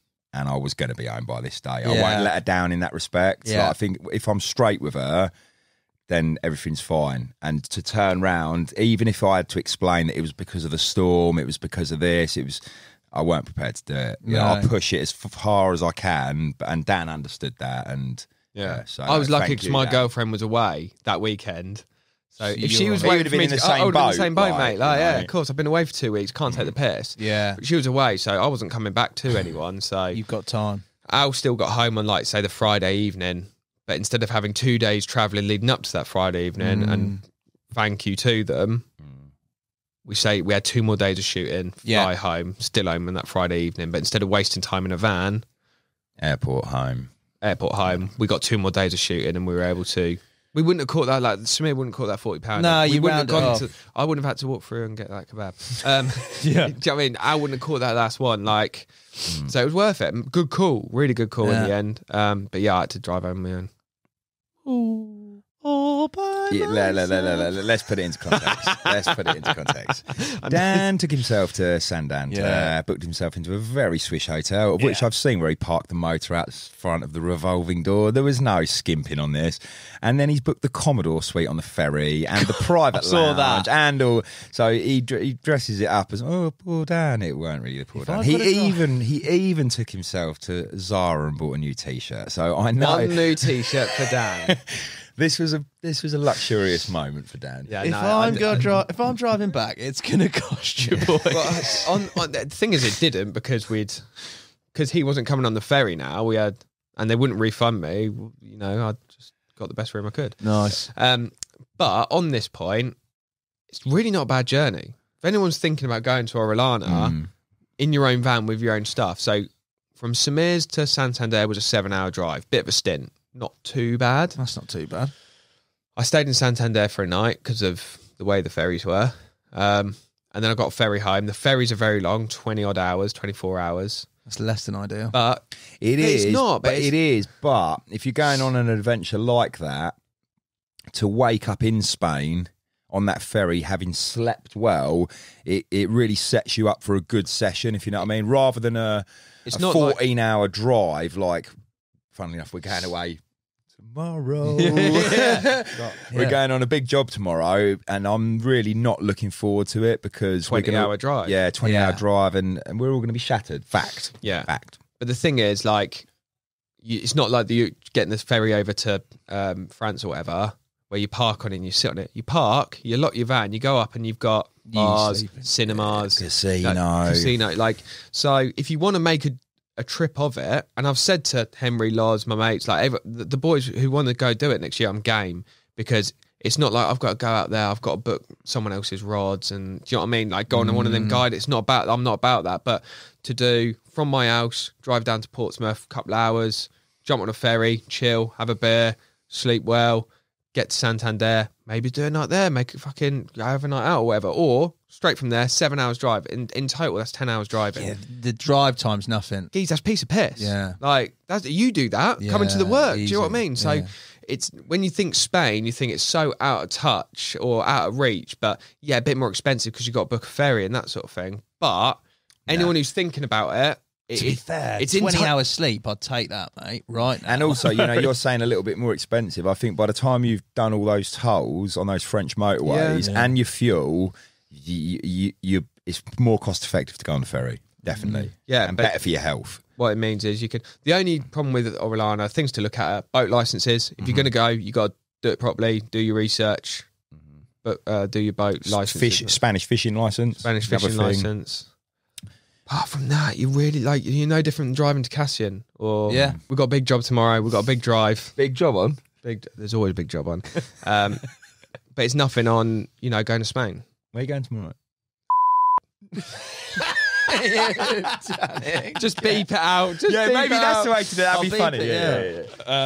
Okay. But yeah, getting Spain's really not that bad compared to, you know, some of those big drives. So if anyone's begins with B. If anyone's thinking about going, been there before, I think. Has he? I haven't heard. Riders on the. Yeah. Quality. Go Spain. Go Orellana. Get yourself to Spain. Well, take tiger nuts and that. Like, don't take old Chinook paste for channel catfish. Yeah. But mega trip. I'm looking forward to the video. In hindsight, the video's out, so people can go and see it on the YouTube channel. Going back, unfinished business. I'd booked 5 days. Well, now in December, I've since put a black line through it with just the realisation that. Oh, have you? Yeah. I was going to go the sort of week, not the week leading up to Christmas, the week before the week leading up to Christmas. So I was going to do 6 nights, 5 nights, 6 nights. It has been black-lined. I just haven't got the time. And that was going to be a very rare bit of personal fishing. I wanted to go back and spend some more time with Samir. Not that they were a hindrance, because actually sometimes they were a huge help. But in reality, for fishing, we are a hindrance. We always are on every trip. Going on a filming trip is very different to going fishing. And Samir, to be fair, if Samir was here, he's never been on a filming trip before, which is really weird when he's made so many epic films, but he's self-made them. Yeah. He's made them himself, so they're on his terms. He knows he can park a camera up if he really needs to and pick it up again when he's got the rods out. He'd never actually been away and been filmed, and he didn't enjoy it. No. There is a lot to enjoy, but it is not the same as going angling. So yeah, I wanted to go back. We've talked about going back. The boys want to go back. Will I go back? I really hope so. I wouldn't say unfinished business. I just really enjoyed it. Yeah. You know, as opposed to, I didn't catch a 40-pounder. It's not why I'd go back. I'd go back because I loved it. Really, also, you just didn't really scratch the surface. No. Says a lot from you, though, because you've been to a lot of places. And we speak about it with whether it makes a cut. We speak in the film like, what you're thinking. You're thinking about going back. You don't really go back to places, but like, there's a few urge to. I didn't see a scorpion, and I turned over in excess. Tell him I turned over in excess of like 500 stones. Like, yes, I needed them to sort of weight the scope down so it didn't get catapulted forward, and you know, but I was turning them over to try and find. I searched high and low, man. These are found one. Even Bastl found one. Tiny one, baby. Samir brought one home in his That's what I was going to ZT say. Yeah, I Mac saw that. jacket. Yeah. You saw that, and me like Scorpion Hunter. Nah, never found That one. is a bit of you, isn't it? We got given through Samir, through another lad, some footage of the links. So there was 2 links. You might have seen that. Mate, if I could, I'd go 10 times just on the chance that I might be lucky enough to see a links.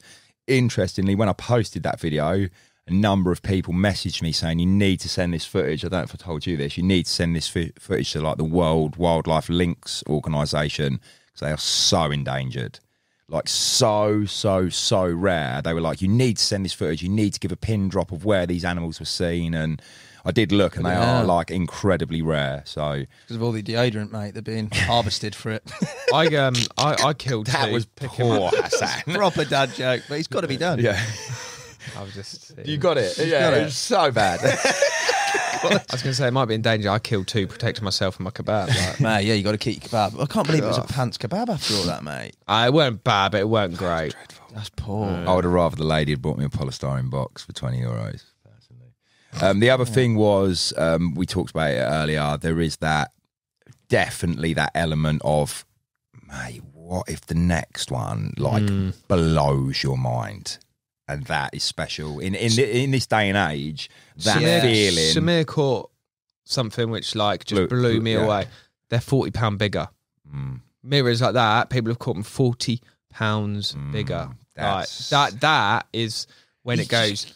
That's what blows you away. Because yes, the rod might bend over, and like you say, it could be something mental. A £50 mirror. It could be an £80 mirror from Orellana. And they're not just like some of them. That one Raoul had. All the mirrors. You give your right arm for a mirror from there. But also, it's timing, isn't it, on a venue like that? If things are more publicised, I'm sure in years to come, decades probably, will become more. That fish is known. That fish is known. Of course. And whereas it has ramped up now, I know. Like we got sent, sorry Dan, we got sent 3 days after Samir had caught that fish. We got sent a photo of that fish 6 years beforehand. So even that one had been caught before. It might have been caught 10 times before. That's not the point. It didn't have a name. It didn't have a name, and we got one image of it. And there's definitely fish in there that haven't been caught. 100%. Oh yeah, mate. Exciting place. Yeah. Mega trip, boys. Yeah, it was really good, man. Really good. Have to get out there.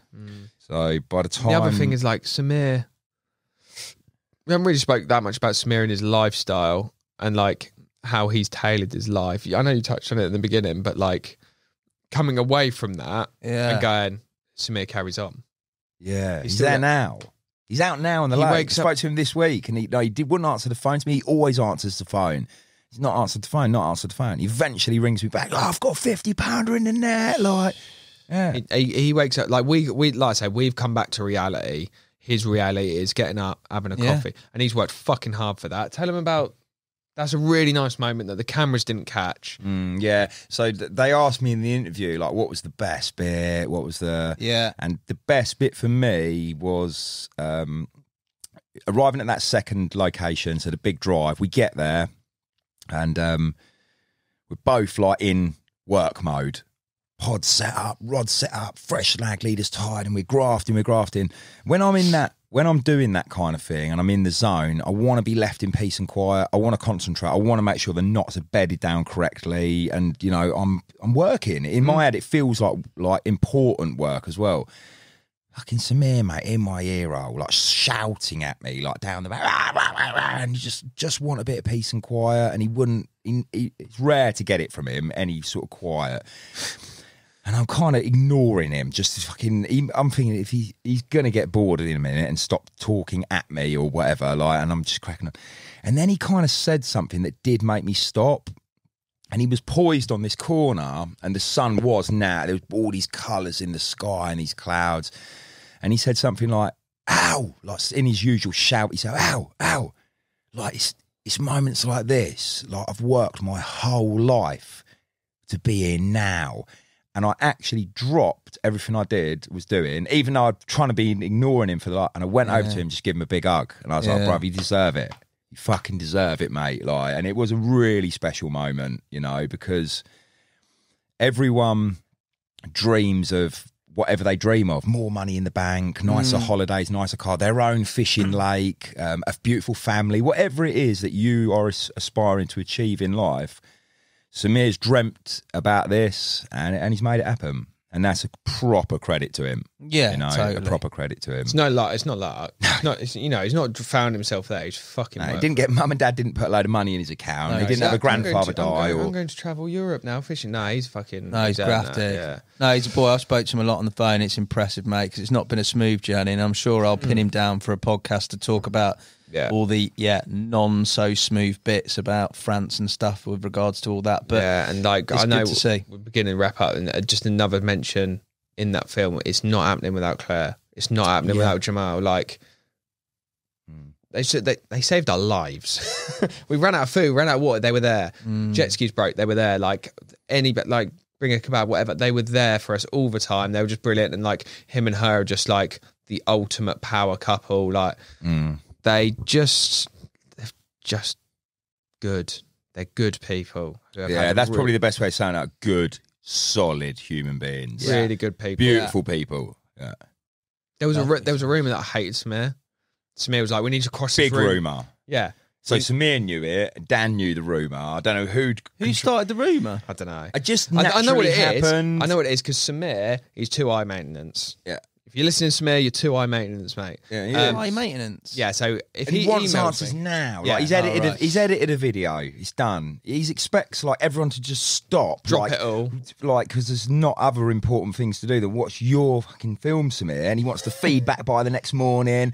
And if he hasn't got it back in 11 hours, he's sending shitty emails back. And yeah, I've got one to feedback on right now, which I haven't because I've got a million other things I need to do. He's very like Kev in that respect, and I've tried to be more like Kev because actually it's a fucking good skill to get you through life and be successful. Successful business. When not waiting around or twiddling his thumb. I want answers. I want them now. I want to move on to the next thing. But I think because he'd request stuff off me, and I'll be in a minute, mate. Like, I'll get back to you. I'll get back to you when I can.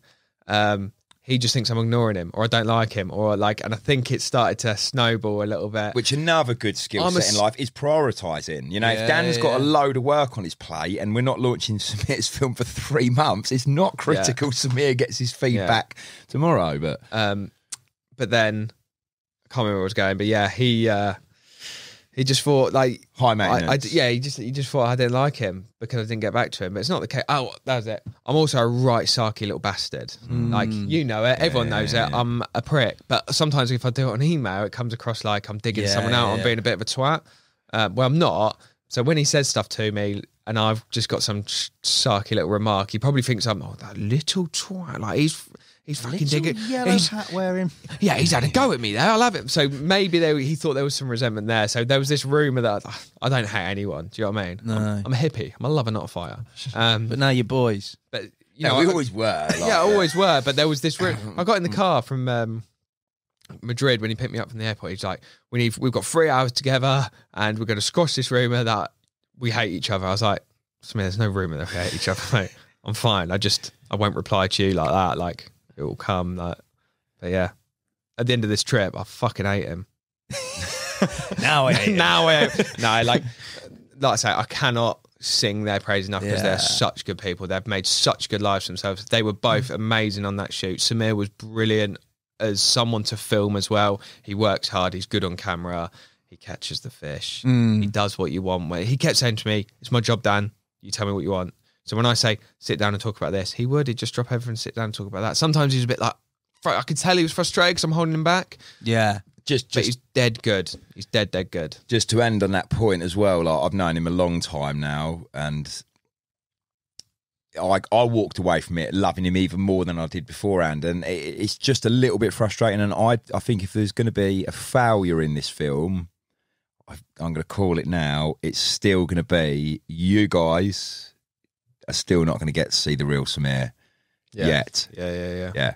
And I went away with one brief for Dan and Bastl, and that was get the real Samir out. Because if anyone watches Samir, and you're one of those people that have made all his films achieve 100,000 plus views with all that positive comment and feedback, people love him. trust me, there's more to love. Yeah. What you're loving now in Samir is a little bit too contrived. A little bit. Good morning, you beautiful people. Like you, Hassan, you're a G, bruv. But you put this persona on, or this. Yeah. You're hiding behind the screen, and he's pulling me up on it all the time. He's like, stop going into presenter mode.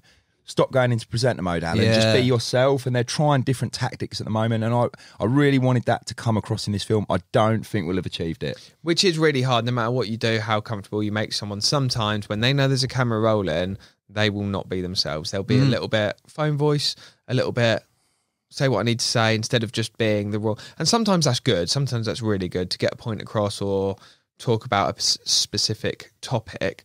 But if you just want him just to be him and everyone just to see, and he's so clever.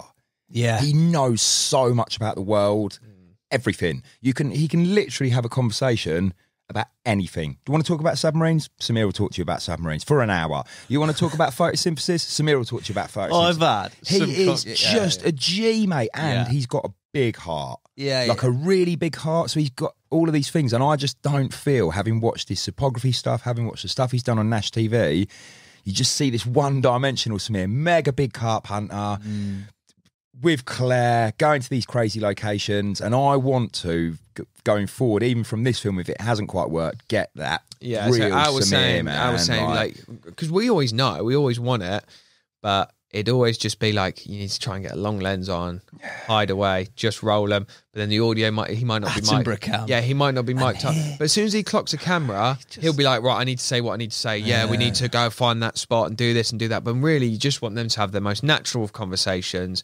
You might only take a couple minutes out of it, but it would just be natural, pure, brilliant. But we go again. Yeah, sometimes. I don't think we achieved it. Like I say, he's the same. I'll ask him a question from around the camera and he goes, do you want me to talk? I'm like, I do, but I don't want you to know that you're like, I just want you to talk to me. And he goes, right, so what I'm doing here is da-da-da-da. And it's brilliant, and he's one of the best in the industry on camera.